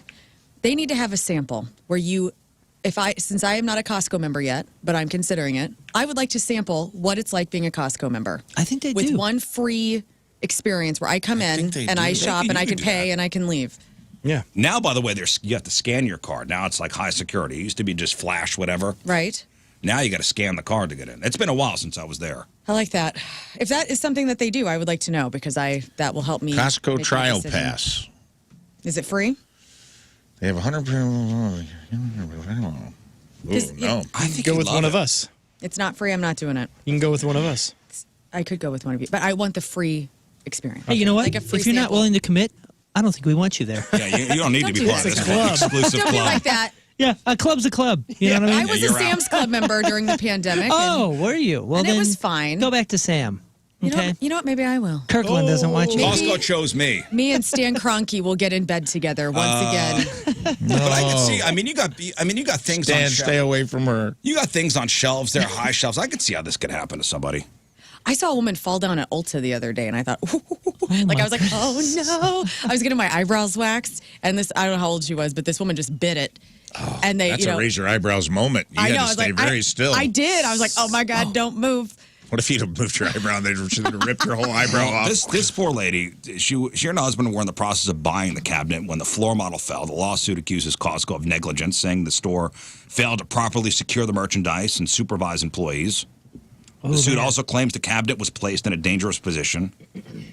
$14 million in damages she's looking for. My gosh, I wonder what happens there. I knew a guy that sued a place. It was a hardware store, like a local hardware store. He sued this place because a big old thing fell on his foot and crushed his foot. The more I got to know him, though, the more I'm like, I think this guy did this on purpose. Oh. 100%. I think Slip and fall? I think he goes around. Why did he go to a small one then? I don't know, man. I think he goes around and he hurts himself. And then he Man, says, what an a-hole. All right. So yeah, we'll see what happens with this case. If you drive over the same pothole every time you're coming home, you might shout, "Please, somebody, fill my hole." Excuse me. What? What? You don't shout that? Me? No, I don't. We had a pothole on our block. Every time I hit it, I went, somebody please fill my hole. Remember in Chicago, the rat hole? Yeah. That was cool. The potholes have been bad. I'm experiencing a lot of There was a guy. bumps in the road these past couple months. We had a story a while back. Somebody was just spray painting wieners around the potholes so they'd have to come fix them. That's a great idea. That's a great And idea. I'm thinking about implementing that in South City. Somebody put a tree in one. They put a potted tree. Uh-huh. There's one on around the block from where I live where they just put a cone in the hole, and it's so deep that half the cone is gone. It's just like a little. It looks like a little. It's one of them big traffic cones, but it's so deep that it just looks like somebody took one of those little cones you get for when you get pulled on the side of the road or whatever. Or when they put the bullet casings, at a crime scene. Mm-hmm. Yeah. And I'm like, if the depth of the hole is more than half the cone, you don't stick a cone in there. Fill the hole, man. Fill the hole. Well, a town in Pennsylvania called Millersburg launched a pothole fixing program called Fill My Hole. And if you're wondering if they're aware of what they're suggesting with the name, it seems like they are. In their announcement, they said their Fill My Hole program makes it easy for residents to report potholes electronically so they can be taken care of. They add, quote, all holes, no waiting. Although they also note some holes may require a little more TLC, but rest assured, you'll be provided with a reason if we're unable to fill it ourselves. Yeah, our website to fill potholes is just stlouis-mo.gov. Yeah, this is got a little pizzazz to it. Sucks. This is cool. I like this. And pleased with the way our crews handled your hole? We want to hear about it. Oh, man, you know what? We could call it Fill Mo Holes. Fill Mo Holes. FillMoHoles.com. Let's go. Trademark. We get any sort of money that you get. Thanks. Perfect. I've got holes. I got holes. In different area codes. 314 area codes. Mo Holes. The website is available. Let's Dude, go. GoDaddy. Hit it. GoDaddy. Buy it. Hit it. We'll Get the expense .net, it. got We'll the expense .com, it. St. Louis can get buy the it from us. .org, Let's go. Let's go. Are you being serious? I'll do it. .net, .org, I'll do it. .ca. I don't even know. All Get of them. all of them. I'll do it. Get them all. .gov. Go. I'll do it. Trademark pending. Trademark. Can you get dot Legally, store you as can't well? do this. Fill Mo Holes.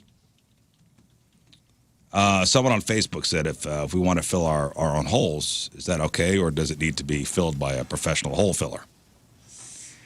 And they responded, best to leave it to the professionals. Dang it. Can they fill deep holes? And can they clean dirty holes before they fill them? They responded, the holes are clean first. Can they stretch the holes before they fill them to make sure they're even? I think that's a good idea, Rafe, actually. Deep holes are no problem. I can get it for 3 years right now for $45. It's 45. Well, I mean, if you all want to throw in, Just 1, 2, 3, 4, I'm in 5. expensive. What is that, like $10? Almost $10. This will pay for itself in no time, brother. I'm in. $9 each. I'm in. All right, here I'll give Fine. I have cash. I'm gonna give you cash right let now. me get it right now. I have some prescription cough medicine. And I'll give you $9 worth. Here, I'll pay for. Here, here's $20. Nice. I feel like I shouldn't have to pay since it was my idea, but that's I'll pay just for me. you. Fine. That's a good idea. Thank you. That's fair. I just paid for Lern. Okay, thanks. For me and Lern. We're being serious about it. Yeah, get all of them though. Get right? all of it. We need all of it. Okay. dang, So that's that's gonna going be to a add lot more. $18. You talking about .net.info.xyz.store? Well, I think we just need the .com and the .org. Yes, of course. That's why Maybe the .net. Yeah, is there any on sale? I don't think we can buy a .gov, right? I don't think that's legal. No. You know, it's going to cost money to make the website. You understand this? Yeah, we're just gonna park it though. Yeah, gonna park We're on just it. parking. We're just parking it. All right, I'm putting coming Someone's- soon on the site. But could you put a construction under Yeah. construction? Yeah, I don't know if Angel Fire does that anymore. Put a cone. Put a picture of a cone in a hole. And This is FILLMOHOLES. Yes. Yes. Okay. Yes, Yeah. exactly that. coming soon, fill mo holes and just put a cone in a hole at the landing page. And then if it never changes, it's still the funniest thing we've ever done on the show. Somehow. Oh, never mind. Yeah, I had it. untick that box. They just added $50. This is great. Yeah. Stupid thing. You know what? I would like it if these. we could just get like a graphic of a pothole, and then like sporadically throughout the years, like we put things into this hole, and it just keets getting bigger, and just random things from the show go in there. Can we just have people send in pictures of their holes and we'll post it on Filmo Holes? We could do like a hotornot.com, like hotholeornot.com. Not that, but like there could be like a subsection of filmoholes.com. Okay. Like send in pictures of your holes and we'll post them. Yeah. Yeah. We'll rate which is the worst and the best. We'll shame the city into coming and filling your holes. This is great. This is a shame. This is a spite site. Yeah. This is right up your alley, dude. This is a straight up spite site. Are we now the owners? Just give me a second. I Okay. gotta get my credit card out. All right, let them Let him cook, let man. them cook. Let the man cook. Fill more holes, baby. And I got good news. We now have Filmo Holes on Instagram. So Oh, good. Yes! Oh, nice. Oh, very good, Nice. Scott. We're really working as a team, baby. Hurry up and grab Twitter. my Twitter's having issues on my new phone. I can't log in. Filmo Holes. We'll get this up and going. Yeah. And if any of you in the government want to Complete. come at us, Go- oh, bring we're it. not- Complete purchase. Hey, we're not the Processing. owners. All right. Processing. And it's loading. Thank you for your order. Do we know who can make a website? We have people. Yeah, I could do the page. If we just want the cone on the page saying "come." Well, and no, sing. we can make it a real thing where Yeah. people send in pictures that are potholes. Yeah. We could put a gallery up there. Someone Yeah, already that's sent me one. We already got one. Already in. Look at that. Look at that. Keep them. Let me see that hole. That's a run of holes, dude. And that's the one I was talking about. He goes, this is the one on Oletha you're that's talking horrible. about. It's a double hole. Okay. Here is our You got to get a shocker filler for that. our current site says Filmo Holes, repairing services, restoring quality. Yeah, that's Contact awesome. us. Amazing. That's beautiful. Yeah, there it is. Yeah, we're in. Okay, well, it'll be a gallery of once we get to who can you could do this, Scott? You know how to make sites? Well, I mean, the landing page is easy, but I do have the ability to host this if we want. Well, can we do like can we have like web guy Joe Yeah. just so we can put like a gallery up? Yeah. Yeah. And he's very busy, but yes, we will make this a priority. Is priority. This is I know he's got stuff to do, but this is probably the most important thing he'll be doing all year. Listener Drew says, I just sent a couple of great logos for you guys. So we have people already crowdsourcing. Oh, look at that logo. This is great. Send that to me. I will put that on the website immediately. It's the show email. All right. Thank you, Drew. Beautiful. Beautiful. AI. Oh, cool. I got another job. Well, Oh, these yeah, holes that aren't going to looks- fill these are themselves. great. That is a great. nice logo right on the arch with all the potholes and a cone deep down in it. Is it the one with the courthouse? Yeah. Yeah, nice. Yeah, I like that. Very good, Drew. Nice. Wait, did it, guys. there's another photo? We sent over a couple. Oh, heck yeah. Oh, yeah. That's nice, right? Oh, I like the guy coming out of the hole. Yeah. Almost holding the cone right in front of the arch. That is beautiful. Beautiful. Thank you, Drew. Yes. Filmoholes.com. Well, isn't it nice how All right, things guys. just happen organically? It's beautiful. It's not even 8 o'clock. Yeah. We're done. And we sprung into action. That was a swift and decisive committee. Take notes, government. That's how it gets. That's how things get and done. And you're right, Gary. And people need to share where their hole is, their whole location. Of course. Please. Yeah. And if their tires pop by it or not. I'm a little light here, guys. Oh, do you need more money?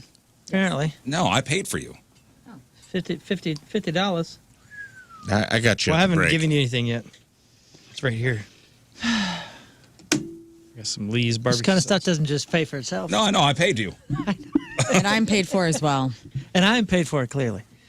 I I'm writing this off. have more of an idea, man. All right. Yes, expense it. You can expense this. Okay. We got to take a break. We'll come back.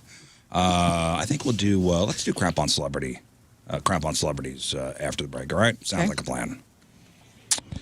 All right, Lern, what do you got for us? We find out which musician's house got broken into this week. National Wrestling Alliance is coming to Roku. Roseanne has a new documentary, and the best TV dads.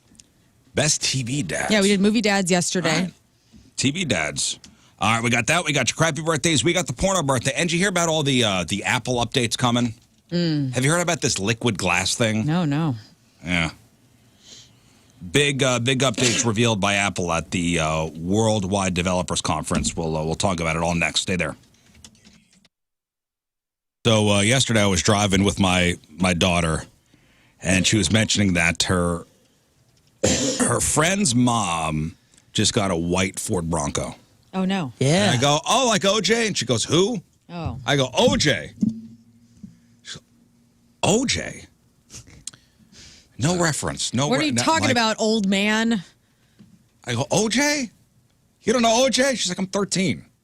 I don't know OJ. I go, look it up.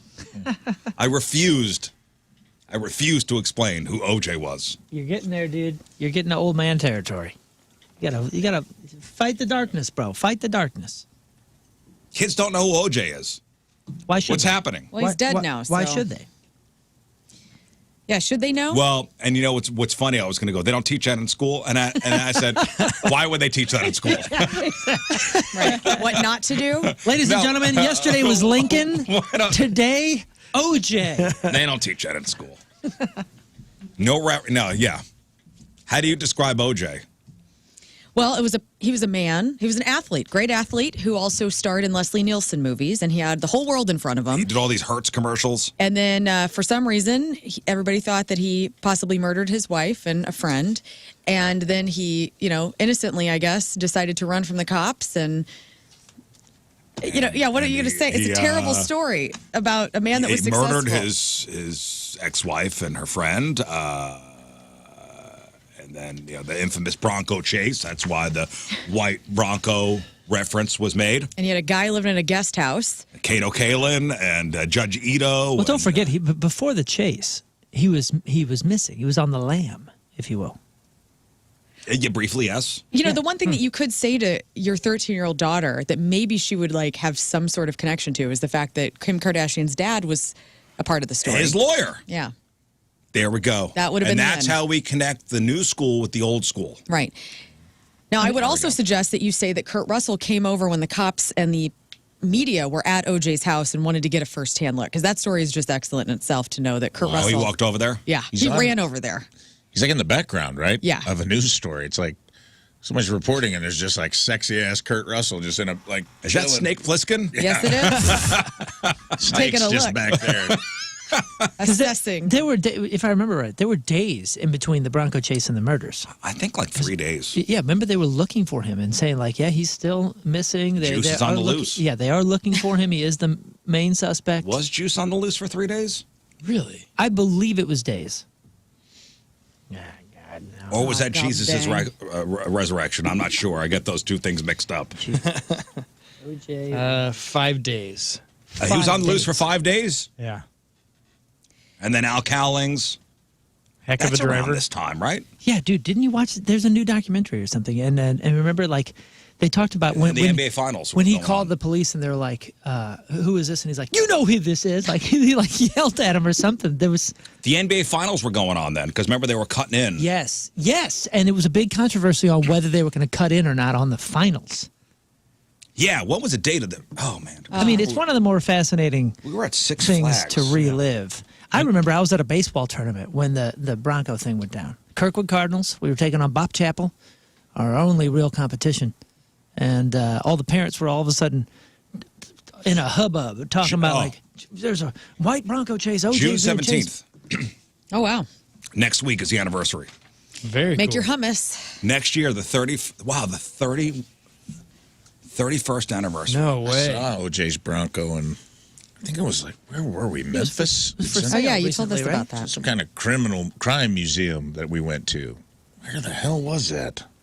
Nashville Was it or Memphis? something. I think it was either Nashville or, it was in a weird spot. But it was like they had Bonnie and Clyde's car that got shot up and they had OJ's Bronco. Or was it Austin? Where were you? Because I remember you telling us about seeing it. Where is OJ? And it wasn't OJ's Bronco, it was his buddy, Al Cowling's Bronco, because Al had the same car as OJ. Pigeon Forge, Tennessee. I knew it was like a Pigeon weird... Forge, that's where Dollywood is. Yeah, we went to... Did you see it at Dollywood? Alcatraz East Crime Museum. Pigeon Forge, Tennessee. The OJ exhibit at Dollywood? Yeah. That'd be amazing. Crazy. Hey, so Apple showed off, I guess, its new ecosystem during Monday's Worldwide Developers Conference. And there's a lot of tech jargon that was coming out of that, and I didn't understand what a lot of the stuff was. So, okay, so in simple terms, Apple had the big yearly event where they share what's going to be new for your iPhone, your iPad, your Mac computer, and other gadgets. Bless you. Thank you. So, number one, your devices will look different. So, Apple is giving all its products a fresh look called liquid glass. Okay. This is the big thing that's coming out of there. This just means that things on your screen, like apps and backgrounds, will look smoother, shinier, and more modern. Everything's being updated to match. So, your phone, your tablet, your computer will have a similar style. That's this liquid glass thing. It says it's getting mixed reviews. The liquid glass? Yes. Let me see. Better features, not just a flashy promise. Instead of focusing on wild new inventions, Apple's making small improvements that are actually useful. Hey, tell me something. Are you guys sort of drawn to mixed reviews? I feel like that's kind of what my... Everything's mixed reviews. But I'm saying, like, that's kind of what my subconscious is interested in. You know what I mean? Like, if I read Like the mixed reviews, contrarian? yeah, there's something in me that goes, might be something there. Yeah, you are like that because, like, it's interesting when we talk about celebrities. There's celebrities that you will be like, well, they're just doing that, or they know what they're doing when they're in the news for some reason. Like, you have like one stance on things, but then like when another type of an event will happen with a celebrity that's like, we think it's real, you're like, nah. Like, you do have a contrarian type of perspective sometimes, I've noticed. I don't know if I explained that very well. Probably not. But I tend to try not to jump to the first conclusion. Right, and so kind of back up and be like, wait a second. whatever's presented to you, you question. It seems like it is. Yeah. Okay. Yeah. Maybe that's what it is. It's my natural disposition. Well, anyway, Apple wants to give you features that make your life simpler, so they're trying to integrate like AI stuff in there. But something worth doing is typically filled with friction. You know what I'm saying? So, like, the mixed reviews thing is usually what I'm kind of... Like, if it's a movie and everybody likes it... Right.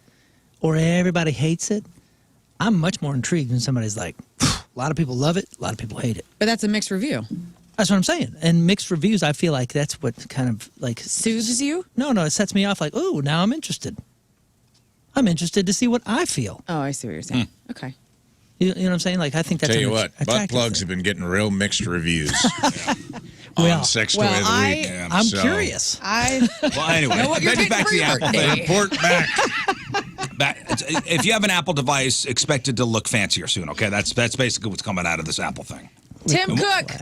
Do better. When was the last time Apple had a big upgrade? It's been a long time. Yeah, Apple's... time. I mean, and I'm an Kinda Apple stagnant. girl. It's been very stagnant, and there's nothing that's intriguing me.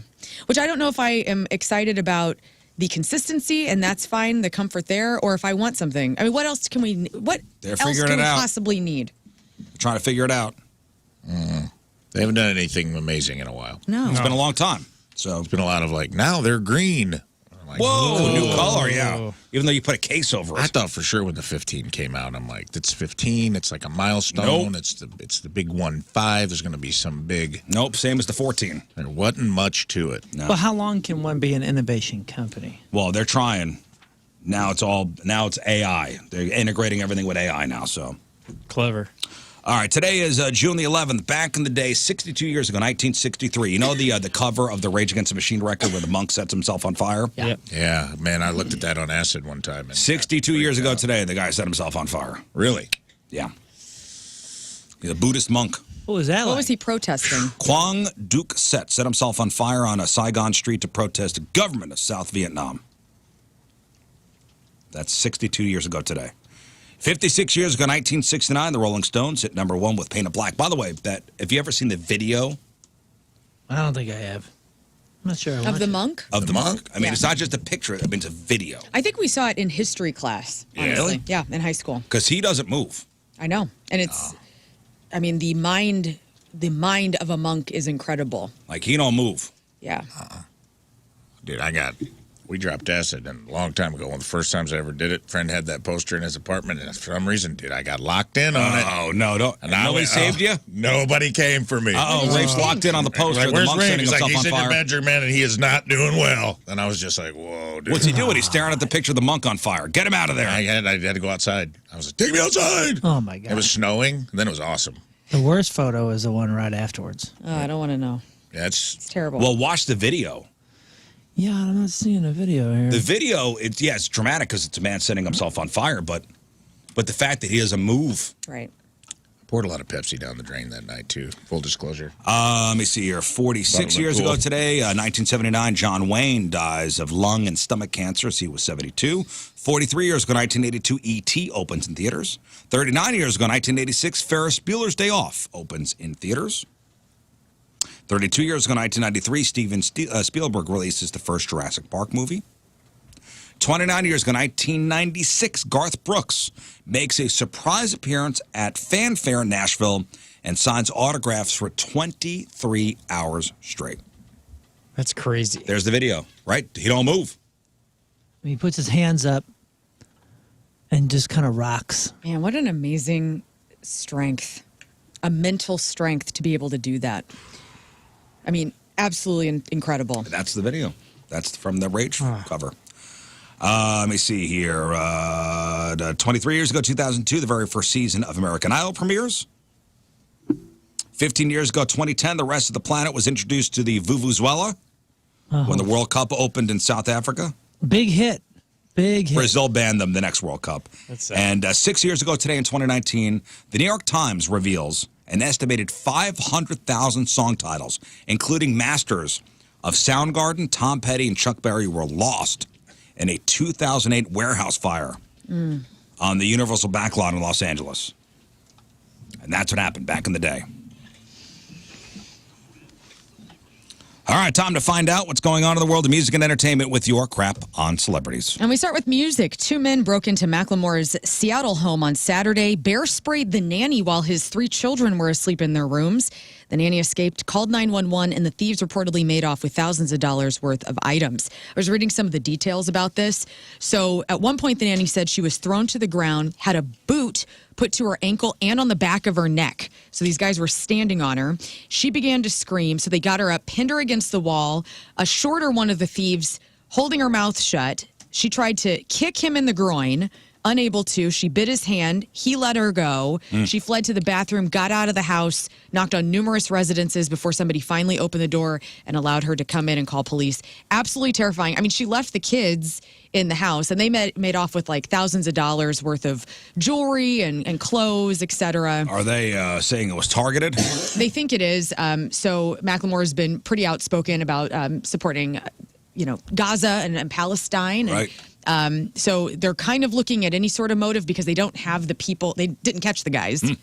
So they don't know. And now the kids have gone to stay with some family members somewhere else. Somebody say Mooney's locked into people setting themselves on fire. I'm sorry, just a clarification. Those are 2 different things.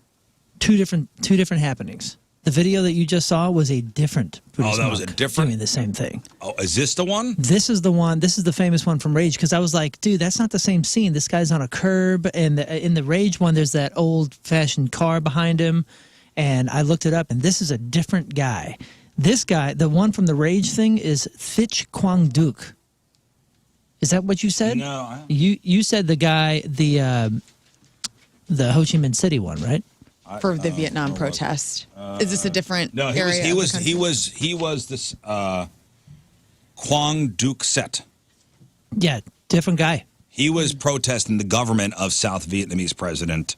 I'm not even going to attempt to pronounce his name.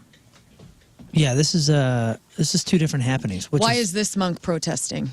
Do we know? I'm trying to find. So this is the immolation, right? He wants the McRib back. I'm trying to figure out why Rage picked this particular moment. If there's Well, multiple. they say that this is the photo that rocked the world. It's also, and you hate to say it, a cool picture and a cool cover for a Rage Against the Machine album. I mean, damn. I mean, that guy really didn't move. Yeah. Okay. Well, enough. Let's stop looking at videos of people setting themselves on fire. Yeah, I'm going to need a hug after this broadcast. Somebody load one up for me. I've watched 2 people burn so Let far. me tell you guys, here's a verbal hug to all of you. Billy Corgan of the Smashing Pumpkins has announced that whom we love, has announced that his National Wrestling Alliance has inked a deal for its matches to be streamed on Roku. So this is huge news on Instagram. William Patrick Corgan, as he likes to be called, oddly enough, says that this is the biggest first-run television deal in over 25 years, the #1 streaming platform in North America, which is Roku, and he is extremely excited about the NWA power. That's wonderful. I don't watch wrestling. I'm happy for him. And I just got a Roku TV. Oh. Well, maybe you'll tune in sometime. Maybe I'll come across it. I don't know. Have a good time with that. A guitar pick used by Kurt Cobain when they taped their MTV Unplugged in 1993 is being raffled off. What's 5 pounds translated into American currency? 5 pounds? Right now, probably. Like, yeah, I mean, $10? No, probably a little less. Probably $7 or something like that. It is $6.76. Perfect. All right. Well, for $6.76 or 5 pounds, you can enter to win this pick. That's all it costs. They're not auctioning Let's it call off. it an even 7. And so they're going to be drawing this in November. Kind of an interesting little. So a pick from the Unplugged sessions. Huh? Yes. That's neat. How do I know it's authentic? I believe it comes with its papers. You know, I would A imagine. certificate of authenticity? Yes. Also has like a cool little smudge in the middle of it from like a nail, which is kind of neat. Oh, cool. The unlikely bromance between Bob Dylan and Machine Gun Kelly is brewing. The rock legend has narrated a trailer for MGK's upcoming album Lost Americana. Here's what that sounds like. Lost Americana is a personal excavation of the American dream. A journey to find what's been lost. This album is a love letter to those who seek to rediscover it. The dreamers, the drifters, the defiant. It's a sonic map of forgotten places, a tribute to the spirit of reinvention, and a quest to reclaim the authentic essence of American freedom. What? From the glow of neon diners to the rumble of the motorcycles, this is music that celebrates the beauty found in the in-between spaces where the past is reimagined and the future is forged on your own terms. Okay, what? So Machine Gun what? Kelly has not confirmed that it's the actual real Bob Dylan that's narrating this video, but a lot of people are saying, it's totally Bob. Or it could be Bob, AI Bob. I know. It could be AI Bob Dylan. AI Bobby. It sounds like Bye-Bye. So if Or you're, it could be Bob Dylan. I guess we'll find out soon enough. I mean, There is some there's a kind of video. connection between those two. It's odd. I think he was spotted at a MGK show at some point last year. I don't like it. I don't either. What's up with that? I didn't think I could hate Bob Dylan more. Oh, man. Wow. Maybe Bob knows that people hate Machine Gun It's Kelly. more I'm disappointed. And he feels like he is in A good kinship? Get yeah, outta like a here. kinship, because people hate Bob Dylan's voice, you know, much like they probably hate Excellent MGK's songwriter. face. Anyway, the Lost Americana will be out. Americana will be out August 8th. It's a follow-up to his 2022 record, a mainstream sellout. This is an interesting story. I don't really have a lot of details, but just to put it out there, Bonnaroo founder Jonathan Mayers has died.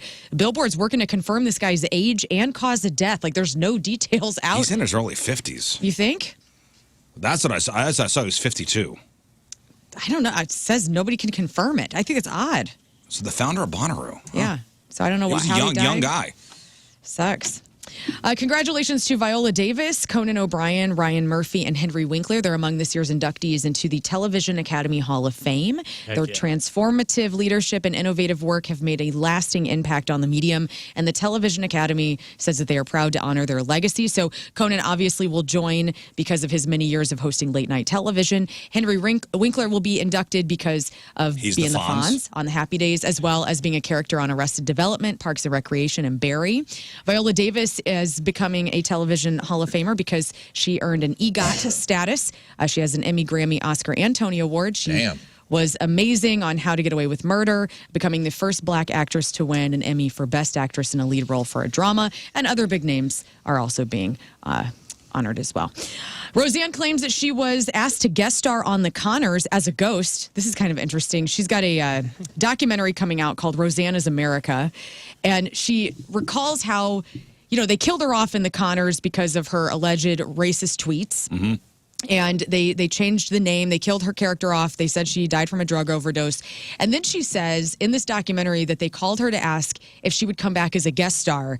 And she says, quote, "You're asking me to come back to the show that you effing stole from me and killed my ass. And now you want me to show up because you got crappy effing ratings and to play a ghost." She says, "I'm going to be bowling that effing week."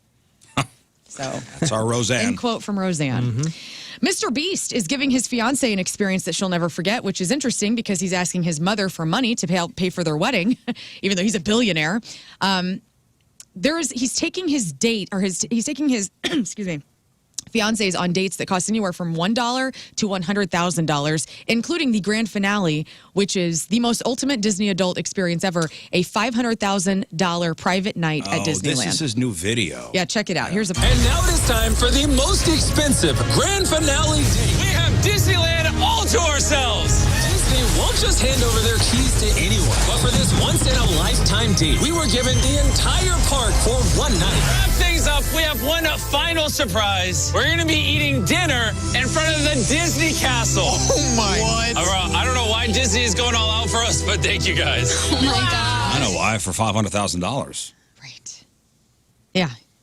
Is this odd? He supposedly takes all his money and puts them back into the videos. I don't know what the truth is. I don't know what's going on. Why is he asking his parents for money for his wedding? I think it's a fun story, maybe. Good press, baby. Yep. Press. He seems like a nice guy. I don't know. He seems like a wax figure that's come to life to me. He's got an interesting, weird smile. Yeah, there's like a still shot of he and his fiance, and I'm like, something's a little. It's like I always go back to the Black Hole Sun music video when everybody looks super creepy and they're smiling. All his thumbnails look like that. He's got the same smile, like the weird kind of toothy smile. And he actually, somebody asked him about that, and it's for a reason. He says some market research says that when you smile like that, people are more apt to click on it. I don't know. Probably. He's got. Listen, the man is the biggest YouTuber around. He's got it figured out. Yeah, it's Moneyball. He's got the formula. Mr. Analytics. And I know he's like a nerd from North Carolina. Good on him. I'm not hating on him. I like his videos, and I like that my kids watch his videos. And I watched this show on Amazon. I put in Mr. Beast's smile, and like the AI versions of this are just absurd. Wow. Yeah, he smiles the same way in all his thumbnails. On purpose, man. He's Mr. Analytics. And okay, so if Mr. Analytics has made a career and been the most successful of all the things he's done based on analytics, don't you think every article that's put out there is put out there exactly? There you go. Contrarian. Wake up, sheeple. Wake up indeed. What if you woke up and realized that Harrison Ford was not Han Solo? And instead, it was Al Pacino that was Han Solo, because that almost happened. Can you imagine? Fast enough for you. You know what? I saw the story, and I cannot wrap my head around anybody but Harrison Ford being Han Solo. So Al Pacino says that he was doing a show on Broadway at the time. They handed him a script, and he thought, I don't understand. I must be out of space myself. I looked at this thing, and I sent it to my friend and mentor. I said, what do you make of this? He was pretty wise, and he says, I don't get it, Al. I don't know. I don't get it. I said, well, I don't get it either. What are we going to do? They offered me a fortune, but I don't know. So he turned down the role because he was like, I don't get this experience. I can understand getting that script. What is a Wookiee? Yeah. And not knowing what is this? What is this? Thank God he did, though. I mean, because you're right. Harrison Ford is so perfect. He is. You never know what something's going to be, man. And that Wookiee has got a great ass. And your head is all the way up it. Yeah, I couldn't see Next. George Lucas is like, next. Oh, that is so good. Today, you said today was the day that Ferris Bueller was released? Yes. So this is interesting. So the 1986 film, Ferris Bueller's Day Off, one of the most iconic items of clothing besides Stallone's cool jacket is the vest that Ferris Bueller wears. It's kind of like a leopard print vest. Always wanted it. When he's singing? Well, now we could possibly get it. So they are auctioning off that exact vest that Matthew Broderick wore, and it could fetch anywhere between $300,000 or $600,000, and it runs through June 24th. $300,000 to $600,000. What kind of fabric is it? It's probably like a knit. It's like a nylon blend. And does it say what kind of brand? Because that's very No. expensive. If it's like an off. It's such a cute vest, but I don't know if I'd pay $300,000. It's iconic. If you saw the vest, if you just saw the vest and not knew what it like, if I didn't tell you it was Ferris Bueller's, you'd know. Yeah, I'd know. You'd know that's what it was. Very cute. Guys, would you spend $13,000 on a procedure to remove the microplastics from your blood? Already going through it. Are you? Yeah, that sounds great. Yeah. Okay. Well, this is good. So scientists have discovered that microplastics, little pieces of plastic smaller than 5 millimeters, are in our human blood and our organs, even in our brains. Like, don't we have a credit card in our brain at all times? Mm-hmm. Well, Orlando Bloom has decided that he's going to spend $13,000 to remove the microplastics from his body. Now, experts are skeptical because they don't know if this actually works. So Clarify Clinic said it's the first in the world to offer this service called Clary, and it's claimed to be removing 90 to 99% of microplastics from your blood. And they say, it reduces inflammation in the body that could possibly be linked to cancer or neurological disorders. So kind of nice of him to kind of be the guinea pig for the world and do it. So they're saying they're not sure if this works? Right. Because according to the inventor, they think they're getting a lot of the microplastics out, but a lot of these are chemicals. Like, these are things that are going to... The forever chemicals, from what I understand, aren't like particles. They're actually like in... Yeah, it's a C4 crap from all the Teflon bull. This sounds pretty hippy-dippy and like... Yeah. Yeah, sure, we're getting the microplastics out. Yeah, Right. do it and prove it, and then do it again and do it a few thousand more Show times, me. and then I'll be interested. Yeah, we're from Missouri. Yep. Show me. Show me. So blood is extracted from the arm, split into 2 red blood cells and plasma. And that's how... And then it goes back in, I guess. It's kind of like a blood transfusion. Strange. And finally, yesterday we talked about the best movie dads. Today we have a list of the best TV dads. No particular order here. Just when you think of TV dads, who are some of the best that come to mind? Or worse? Tim Walter Taylor. White. Yes, he is on the list, both of them. Walter White's on the list? I mean, As worse. the guy, he was willing to sacrifice pretty much everything. So Gave it all up. so his family could have, a better life, that's all. I wrote down Danny Tanner. He's on the list, of course. Phil Dunphy. Phil Dunphy is on the list. Give me Dan Connor. Dan Connor, yes, from Roseanne. Rafe. I have Ward Cleaver. Ward Cleaver is on the list. Homer Simpson. Homer is also on the list. I have Mike Brady. Yes, from the Brady Bunch. Good one. Peter Griffin. Yep, from Family Guy. Carl Winslow. Okay, so number now one we're dad. just naming Carl dads Winslow? from TV. Yes, we are. We are. That's And all We we're are. doing. That's what we're doing. There's no number one. Not best dads, just dads. These are just you're Al saying Bundy. all the best dads. He's on the list as well. Uncle Jesse. He was a heck of a dad of those twins. Well, was he not doesn't their count real because dad. Danny Tanner. I'm sorry, what? Danny Tanner. Uncle Jesse had kids, man. Oh, well, he wasn't the focal Didn't they have point. Oh, yeah, the twins? twins. Yeah, okay, yeah. Yeah, with Aunt Becky. How dare you just take that from I him? forgot. That is mean. He played many roles. I know How he's about not. Randy Marsh? Forgot. And that's a travesty. Randy Jesse Marsh. Kasopoulos is not on the This list. is best and worst. No, this is just best. Just Randy Marsh. Randy Marsh. No, not on the list. He's my favorite. What was, what's his name? Oh, Hank Hill. Great one. Hank Hill's not on this list. Is Homer? Homer's. No, Homer is. Herman Munster's on this list. Great dad.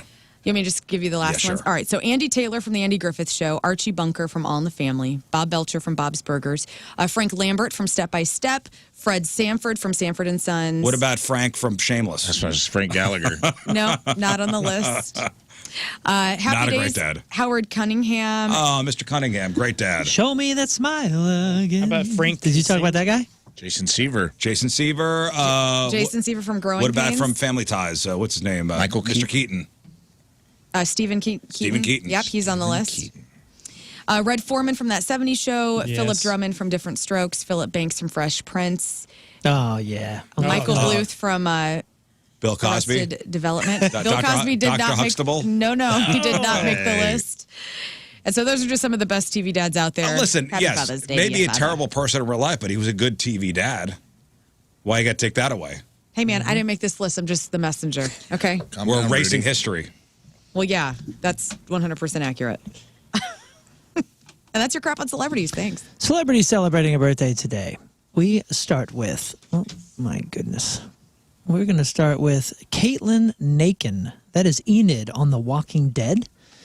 She's 26. Ivana Baquero. That is the gal. That's the kid in Pan's Labyrinth. I don't know if you ever saw that, but I love that movie. I love that movie, too. It's 31. Claire Holt, Rebecca from The Vampire Diaries and The Originals is 37. Shia LaBeouf is 39. Joshua Jackson is 47. Peter Dinklage is 56. Hugh Laurie, that's House. Oh, House. Dr. Also House. in Veep and in the Hulu miniseries Catch-22 is 66 today. Joe Montana, Hall of Famer, 49ers quarterback, Chiefs quarterback, started 4 Super Bowls and won all of them. He's 69 today. Greta Van Susteren is 71. Graham Russell from Air Supply is 75. Frank Beard from ZZ Top. That's right. ZZ Top's drummer is 76. And Adrienne Barbeau, the 1980s sex symbol. You might remember her from the 1982's Swamp Thing or the HBO series Carnivale, or maybe even the old sitcom Maude. Adrienne Barbeau is 80 years old today. All right, today's porno birthday, which is being brought to you by Patricia's, where fun and fantasy meet, is Zoe Monroe. And today's birthday girl has been in 623 fine films, including the ABCs of BBC. She was in Escape from New York, too. The British Broadcasting Channel? Zoe Monroe? Adrienne Barbeau. Yes. Sorry, I got... she was in Ass Hysteria 1, Diary of a Nanny 7, King Dong 9, The Lesbian Oil Massage 2, The Mandingo Massacre 11. Oh, Lord. Scott's Favorite, Pork Vendors 15. And who can forget her role? In 2014's, Look, Dad, I'm in porn. Oh, no. Oh, my goodness. Happy Father's Day. Zoe Monroe is 33 years old. That's your porno birthday. Those are your crappy birthdays, and that was your crap on celebrities. All right, we'll take a break. We'll come back, and we are going to play Matchup with Moon. It is time. It is time.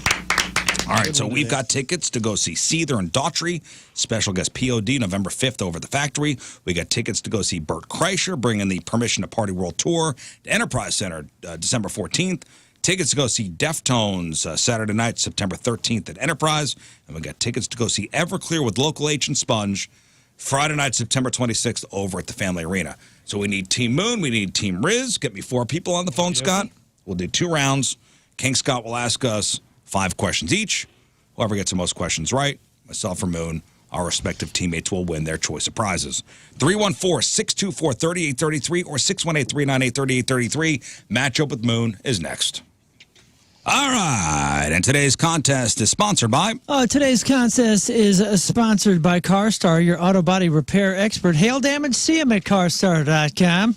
What is the season series at? I think I'm beating you by 15. No, it's not. That's not true. Hang on, Scott, hang on. Oh. Yeah, got it. Rizz definitely picked up speed last time. He's now got 3 wins. Moon only has 9. Are you serious? Yeah, so Yeah, dude. We split them last time, and I'm still up by 6. You split 3 times, and Moon's won 3 full out. I don't believe you. Oh, It's all tracked right here. I don't believe Here we it. go. It's What do you written mean, down. here we go? 9-3, huh? Wow. All right, I got some work to do, allegedly. Yeah, and last time was very easy. You guys did very, very good. So this time I've made it even easier. Okay, Yeah. great. All right, so as the series leader, Yeah. would you like to receive the questions first? You know, or I was actually jamming music for the first would you time like to go in isolation in first? years in the morning. So I'm eager to get back to it. I'm going to listen to my music. Isolation first. Okay, so let's go get our teammates. All right, we got Seether tickets, Bert Kreischer tickets, Deftones tickets, and Everclear tickets. Tyler, hello. Hey, how we doing, guys? So far, so good, Tyler. Tyler, Team Rizz or Team Moon? I'll go Team Rizz. Wise move. I'm feeling good today. You fool. Hang on, Tyler. Robert, Team Rizz or Team Moon? Team Moon. Team Moon. You fool. Okay, you fool. All right, so let's put Moon in isolation, and he's got the headphones on, and I will get the questions in this first round first. And Hang on. okay, woo! Let me know when you're ready. And he's ready. And he's ready. Let's go. Rizz, my man. What is the study of the skin called? The study of the skin. Come on. Epidemiology. What is the only letter not used in any U.S. state name? The only letter not used. Q. Who painted the famous artwork The Last Supper? Da Vinci. Hey. The principal's assistant in Ferris Bueller's Day Off is Grace. What's the name of the secretary in Ghostbusters? Oh, God. Played by Annie Potts. Ghostbusters. What do you want? Oh, God. Do I need the character name, or could I give the actress name? Well, I was the character name, sorry. Yeah, first or last name, or both. Let's try. Oh, I know Annie Potts played her. We'll come back to it. I don't remember. Don't even skip. You don't even come back. Okay, well, we'll give you... That's what guess. Oh, just take get a girl's name. Guess. What's the first name you thought of? You're going to kick yourself, too. Connie. Sweet, sweet Connie.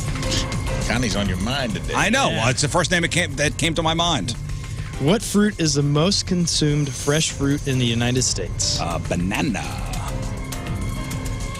Now for the tiebreaker. How many scripts did Harold Ramis write? How many scripts in his whole career? Yeah. How many scripts did Harold Ramis write? I'm going to say 29. And this Ghostbusters one is going to come to me when I'm in isolation here. I'm going to go, damn it. We're all going to pay. I know it's in there somewhere. I know it's in there. And I've seen the movie 5 gazillion times. Yep. All right, we're ready.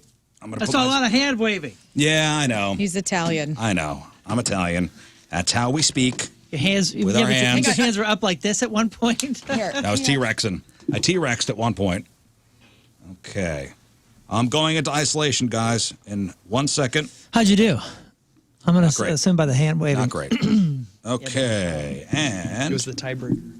here I go. Yeah. I am in. Oh, no. Is there controversy? No, there's not controversy. My brain had a fart, so I Got it. had to pause. I didn't get one of his last answers. We're good. That's my fault. Okay. What was his last answer? What did he say? Oh, I'm not going to tell you. All right. Is he in? All right, we're good. Mooners. King Scott? What is the study of the skin called? Study of the skin. Dermatology. What is the only letter not used in any U.S. state name?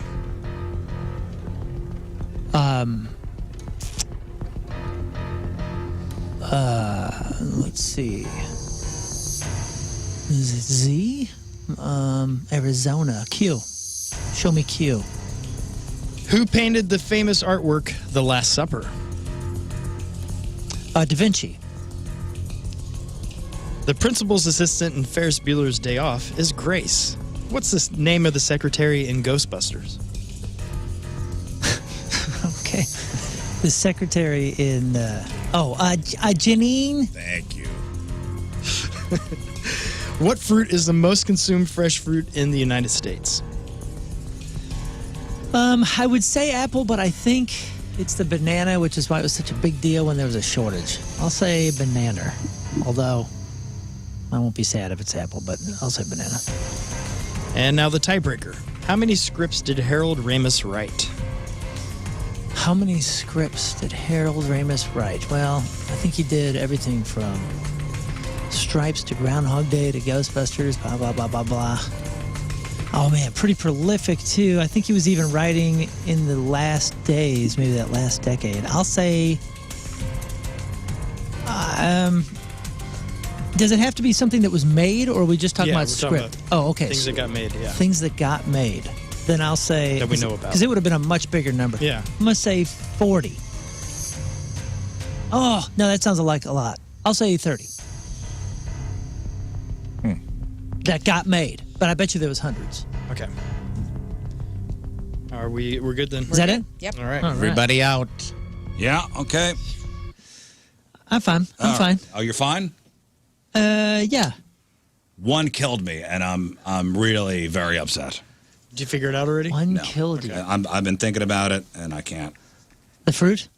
No, not the fruit. The Ghostbusters question. Oh, nah, man. I think I got that. You did? Yeah, you talking about the chick with the red glasses? Yeah, We both missed it. I was going to be very We upset. both missed it? I said if you both missed it. I'm not going to missed it. say who did or didn't. I did, because I didn't answer. You answered. First of all, I'll tell you what put me ahead. in that question. I watched the cartoon as well. I've seen Ghostbusters 5 bazillion As times. soon as you hear it, you're going to be. I know. Yeah. I'm an idiot. I'm an idiot. Let's go. Answers. I'm playing for Tyler. Sorry, buddy. Moon's playing for Robert. Here we go. What is the study of the skin called? Rizz said epidemiology. Moon said dermatology. Dermatology. And the correct answer is dermatology. Damn it. Thought you had me there. No. I was like, Damn wow, it. that's a No, great you're answer. right. What That was a good big answer, word. though. Viruses, right? Yeah. Yeah. Oh, epidermis, but I mean, sounded, You're right. Sounded Yeah, good. sounds Idiot. Idiot. It's skinnyology, baby. Idiot. Next. Skinology. What is the only letter not used in any U.S. state name? You both said Q. And you're right. both correct. All right. I almost said Z. In Arizona. Yeah. I not even said close. that out loud too. Who painted the famous artwork The Last Supper? You both said Da Vinci. Yes. You're both correct. I mean, come on. The principal's assistant in Ferris Bueller's Day Off is Grace. What's the name of the secretary in Ghostbusters? Rizz said Connie, and Moon said Janine. Janine. Janine Melnitz, Ghostbusters. See, if you would have said, what's the principal's assistant in Ferris Bueller's Day Off, I knew Grace. Yes. Grace. I didn't know that. That's why I went for the little switcheroo there. Oh, congratulations Thank you. Yeah, you did it. to Robert. Let's see if you get the clean sweep here. Okay. What fruit is the most consumed fresh fruit in the United States? You both said banana. And you're both correct. All right. Yeah. You guys want to hear the tiebreaker? Sure. How many scripts did Harold Ramis write? Rizz said 29, and Moon said 40. And then he switched to 30. 30. Oh, well. And the correct answer is actually 29 and a half. No, it's kidding. It's 17. Oh, wow. I would Yeah. have got that. Okay. Yeah, I thought it was going to be way higher, and then I did ask specifically movies that were made. I'm sure you had hundreds that we never heard of. Okay. Well, sorry, Tyler. Yep. My bad It on was that close. one. I would have gotten, you would have been screwed anyway because I missed the first one. Yeah. Yeah. All right. Now you're up 10 to 7 on 3. me. 10 to Okay. 3. Drew, hello. The skunk is on. Yes, hello. All right, Thank Drew. you. Team Rizz, Team Moon. Gotta go with the hot hand, Moon. That's Okay. right. Ooh. I'm not going to Good argue choice. with that. Good choice. Andrew. I gotta go with the winner. I gotta go with Rizz. Yeah, good choice. All right, I feel a lot of pressure, choice. Andrew. There's no pressure here. A lot of pressure. All right, I'm going to go in isolation. And then it's Moon's time to answer the questions. Round number What 2. you listening to? Our Lady Peace. Oh, Hey, nice. which you have been album? on the kick. Happiness is not Song a fish. Automatic Flowers. from Okay. the first I love record. that one. Okay. Isolation time for me, and here we go. That's your family crest. I made it. Oh, Hey. that's nice. Hey, Thank get the music. Give me the music. What? The music. I need the music. Oh, it's not going? Oh. There we go. There, that's proper drama. Sir Mooners. Now I can perform. I hope King you're Scott. on top of it again. What type of beans are used to make traditional refried beans? Is that pinto? What's the matter, Eugene? You don't like the pinto bean? I'll just say pinto. I don't really know. Name the influential jazz trumpeter known for his album Kind of Blue. I'll just say Louis Armstrong. What superhero has a lasso of truth? Wonder Woman. What bread is traditionally used in a banh mi sandwich? Man, I don't know what that is. I'll just say white bread. Which animated TV show features a character named Bender? That is Futurama. Now for the tiebreaker. Speaking of space, how many satellites are in orbit? How many satellites are in orbit? Oh, man. Are we talking about the ones that don't work, too? I'll say, show me... show me 7,500. No, it's got to be more than that. Show me 15,000. Square? Who knows where these numbers come from?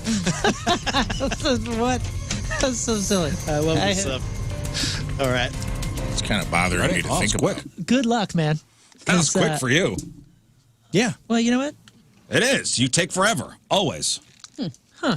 What do you mean, huh? Well, I guess the pressure's really on. What do you mean, then. huh? If you lose to a quick round This for is the me, facts. I then want to say, shout out to You King might feel Scott stupid for the that he rest of the prints day. this out on letterhead with his family crest on it. I mean, I was looking at it, I go, actually, what that- is that? And he goes, that's my family That's crest. And I go, that's pretty. ridiculous. Love that. That's very professional. you showing him answers? No, No, I couldn't showed him see. the totals. He didn't show me anything. the totals. Hey, I just saw his family crest. I'm not sure what you're saying. What? I just saw he's got He has his family crest on Total, his total. letterhead, and it's Play the hilarious. game, will you? Let's go. All right. Hey, That's impressive. I'm impressed. Me too. All right, Thank you. let's go. All right, Rizz. What type of beans are used to make traditional refried beans? Pinto beans. Name the influential jazz trumpeter known for his album Kind of Blue. Trumpeter, Louis Armstrong. What superhero has a lasso of truth? Wonder Woman. What bread is traditionally used in a banh mi sandwich? French bread. Which animated TV show features a character named Bender? Bender is Futurama. Perfecto. And speaking of space, how many satellites are in orbit? That's the Satellites. tiebreaker. Yeah. Man-made satellites, I'm assuming. Hopefully. Oh God. I mean, where do you love even space. start with this? Well, you can start at one. Thank you, Lern. 25,000. See, when you do that, No. Don't go with your guts. I have no idea. I don't know where to even start with that just answer. messing with you, man. It's working. It's working. I don't have a role in this game, so I just like to prod a little bit. It's working. All right. Ready? I'm rocking, dude. Who are you listening to? Rage Against the Machine. Okay. After all that lighting people on fire stuff. Top of mind. I mean, I was listening to that this morning. So Let's go with the answers. Round number 2. Scott, here we go. right. What type of beans are used to make traditional refried beans? You both said pinto oh, bean. right. Correct answer is fried beans. Because they've already been fried. No, it's a pinto. You're correct. Yes. Yes. Okay. Good work. Okay. Name the influential jazz trumpeter known for his album Kind of Blue. You both said Louis Armstrong. And you're both wrong. Miles Davis. Oh. Yeah, that's close. Well, at least we both got it wrong with the same guess. Yeah. That's right. That's right. Okay, well. Keep going. What superhero has a lasso of truth? You both said Wonder Woman. And you're both correct. Okay. What bread is traditionally used in a banh mi sandwich? Moon said white bread. Rizz said French bread. Bread boy. And the correct answer is French bread. The baguette. Yeah. Okay. Oh, It would have been embarrassing So, for you to miss a time bread out. question. Is it a baguette? Well, Yeah, I it's mean, it's French French- baguette. Same thing. You said French bread, Yeah, but that's what it is. It's a but the French answer baguette. is baguette? Right? Isn't it the same thing? It's the same thing. I don't know about What exactly that. is white bread then? Is that just Like Wonder Bread. Bleached. no? I know, Let me but see like here. that doesn't have. Oh, That's come not in on. the vein of some sort of bread. French bread is Ethnicity? different than a baguette, is it not? Wait, let's see I here. thought a baguette was something very French bread. specific. It's done a certain way. No, a baguette is like a long, French bread. Yeah, it's the Aladdin bread on the street. You can beat Let's somebody see. with it. Keep reading to learn the differences between these popular bread Oh, styles. God. French bread and I thought they were the baguette same. bread. It's the same. It's a French baguette. It's the same. I White bread understand is a what a loaf. French baguette It's is. same. French bread is a baguette. French bread. Why is there so many Whoa. French bread versus baguettes, brah? Because I'm telling you, those are two different things. It does say here they're not exactly the same thing. Oh, you got to be kidding me. French bread Honestly. versus You got baguette. to be kidding me. We on do this. not kid. The facts do not kid. The bread and baguettes are using kind of Understanding the distinction. Oh, banh mi. But I mean, they are this. I mean, But you they're got to not be the kidding same. me. I got it. The It's the context same. of baking. French bread can refer to a wider range of loaf types, while baguette is a specific type of French bread characterized by its long, thin shape and crisp I mean, crust. Not all So, French bread are baguettes, but all baguettes are French bread. French bread stands. Well, yeah. Okay. What are you talking about? He didn't That's what he answer the just said. question. I did. I said he French said bread the and- broad thing. okay, so But all baguettes are a form of French bread. French bread can be used in various dishes, including does that mean? toast, Okay, garlic somebody make bread, the call. and pizza. What does that mean? How do you It's on say Lern that the makes the right call. answer is in the broad answer? I'm looking at photos. Hang on. Learn, you make the call. Is it going to matter? The crust of the baguette is different than the crust of French bread. Moon, I'm not going to give it to you because French bread. You never do. White bread is different. White bread? I'm not asking for the answer. Yeah. He's asking and I get it wrong. I mean, it is. Let's put a pin in it and see if it matters. Okay. Then we'll fight. I mean, No, I think there's article after article of the differences between French bread and a baguette. But if you guys want to give it to him, it's on you. Oh, don't be a sore. Look at this guy. Don't you Look at this guy. Don't you What a big baby. Look at this gaslight baby. me. Up 10-3. Look at this baby. Go ahead, He's you up guys. 10-3 and he's baby. kicking you in the You ribs. guys go Big, ahead, die with giant- that on your soul. Baby. That's fine. With the I don't diaper like and the bread loaded- arguments. Stay out of this. What did you have written down there? I had baguette, but I mean, I was thinking. Oh, he had baguette? You kidding? But it's French bread. You said you okay, had fine. baguette, and he didn't say baguette. Take the tickets away from Andrew. All right. Violence begets violence. Take the So we're tickets away saying from no Andrew. on that? What do you No, what do you I say? don't know, No, Scott. I'm not You make the saying call. anything. I'm a I gotta have contestant. Learn. She's the. I'm a contestant. Okay. To me, white bread is just generic bunny bread No, stuff. it's not that French that's versus not. What are you We know doing? he got it wrong. baguette. We're talking about you specifically. Yeah. You said French bread.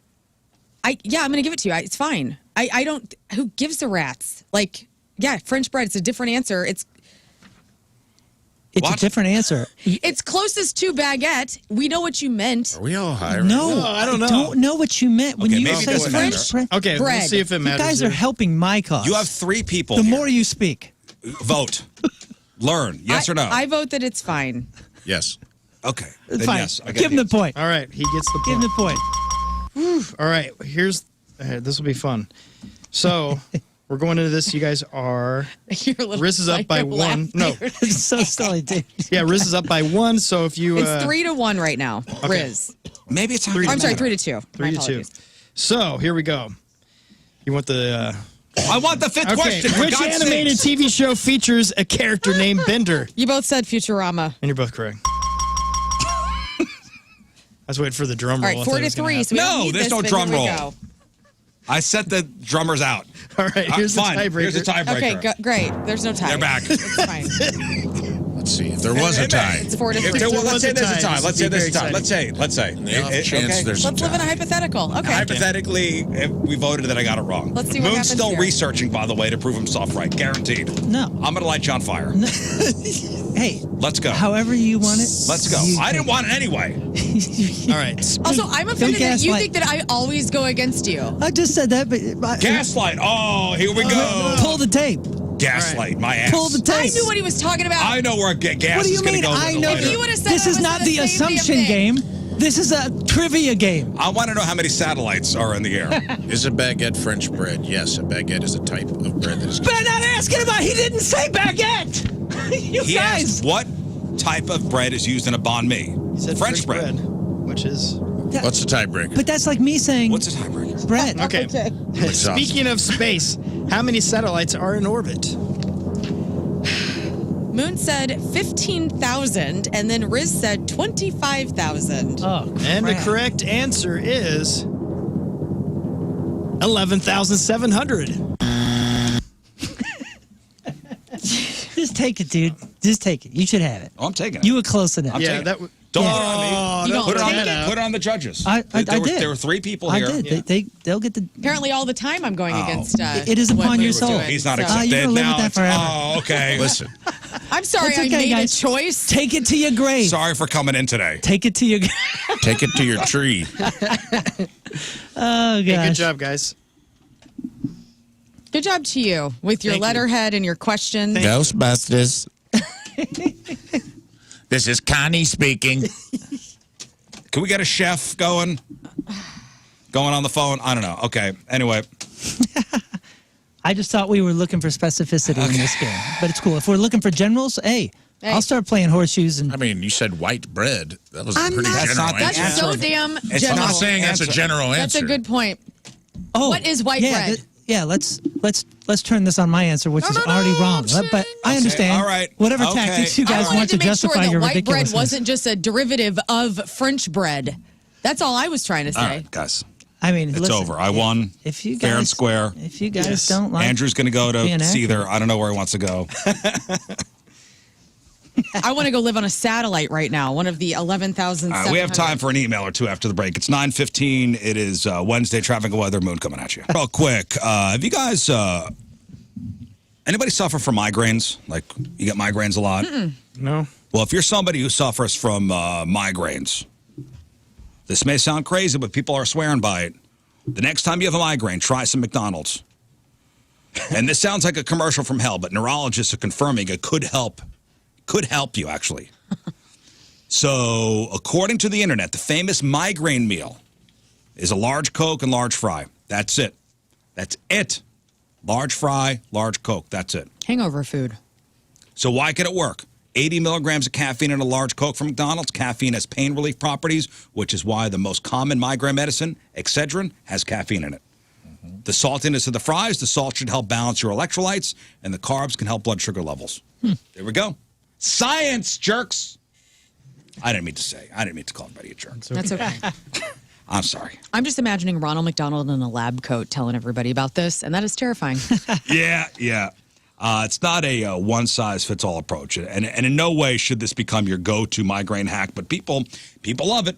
And in fact, a neurologist named Dr. Matthew Robbins, who's the #1 neurologist in my heart, he summed it up, and he said, we know migraines are associated with worse cardiovascular health, and having a fatty meal and a big caffeinated soda, not really good for you in general.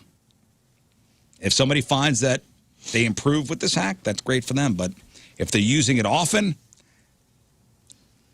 the heart attack is going to be worse than the migraine. May the odds forever be in your favor. Yeah, you trade one for one. You know, my mom used to have headaches all the time, and she had some, I forget what it was, something with her jaw or something, and hasn't had a headache. Yeah, maybe so, and hasn't had a headache since. Hasn't had a headache. Oh my gosh! There she is. That's when Did you break your mother's jaw? That's when she found out she didn't have a headache again. Yeah, she got a broken jaw. Nah, it was something, I forgot what it was. It must have been that TMJ thing or something. Oh, really? Yeah, it was like something with migraines are the worst. With her jaw was causing it. I get headaches a lot. Do you? Yeah. That's the one thing I don't have. Like, I got belly issues and all sorts of stuff, but headaches are not a thing for me. Or allergies. I mean, enough where, I'll have to go in, a dark room. Oh, God, the light's killing me. I've had an optical migraine before. That sucked. It's where you start seeing, little... Explosions? Yeah. Oh, man. God. Little, black holes just, all of a sudden in your eyesight. Try McDonald's next time. Maybe it'll work. Don't tell me Ronald's twice. there for you. One final break. We'll come back, wrap her up. For us, appreciate y'all tuning in. If you missed anything on the program, make sure you check out the clip of the day brought to you by Michael's Flooring. Also, the podcast that's sponsored by Dobbs Tire and Auto Centers. And today's podcast is titled... Well, at first it was Somebody Fill My Hole, because that's what you said. But then something happened. It was very special. So today's podcast title will just be FillMoHoles.com. Yeah. FillMoHoles.com. Yeah, we now own the domain, and we're going to get that website up and going. And we want to see your hole pictures. Yeah. Your pothole pictures. Send them over. Also on Instagram, because King Scott, we have Filmo Holes on Instagram. You can tag us there with your photos as well. Yeah, tag us with a photo and location of your hole. Please. Missouri holes only. Yeah. Mo holes. You Only see, Missouri Mo holes. holes. Sorry, ill holes. So it's not just the listening area, because the ill holes will have to take care of themselves. Ill holes, you're on your own. This is Mo holes. Yeah, it's more of a state thing, state to state. So hopefully somebody jumps on that and fill ill holes. Yeah, we don't have time for the Illinois side. You're on your own. All right, Moon. What else? Oh man! Oh yeah! Teenage Dirtbags playing Sparta, Illinois. We're going to be dodging all the ill holes over there. Going to Sparta, Illinois. Rotten Apple Fest. Check it out on Facebook. It's happening Saturday with Josie Scott from Saliva and Tantric and the Teenage Dirtbags. Rotten Apple Fest. We play at 5 p.m. on Saturday, and then the following week, June 21st at 11 a.m. I will be with Impact Blood at the Point Blood Drive down in Festus at the Hoods Home Center. My cousin Trey is working your Rotten Apple Fest, and he's very excited to see you. So It's going to be great. Watch out for Trey. Trey. Follow the Rizz Show on all the socials. Subscribe to the Points YouTube. Get those podcast numbers up. Share it. Share it. Share our podcast today with somebody who's never listened. See what they think. Let us know. Thanks. Rafe. No notes. Scott. I want to say you guys have a beautiful Wednesday, and if you're free tonight, starting at 8 p.m. on YouTube, check out Columbus to the Rescue. All right. Grand Marshal here. for the IndyCar race coming up on Sunday. Get your tickets. In fact, the Bommarito Turn 4 experience, get your tickets. Go to bommarito.com. It's the best place to watch the race. Food, drink, celebrities. I'll be out there with my whole family, so see you on Sunday. Worldwide Technology Raceway, the Bommarito Turn 4 experience. Get your tickets at bommarito.com. All right, we'll leave you with a selection from our Team Rizz member today, brought to you by Hot Shot Sports Bar and Grill. From Morrow, Illinois, Austin Richards is our team member today. Yeah.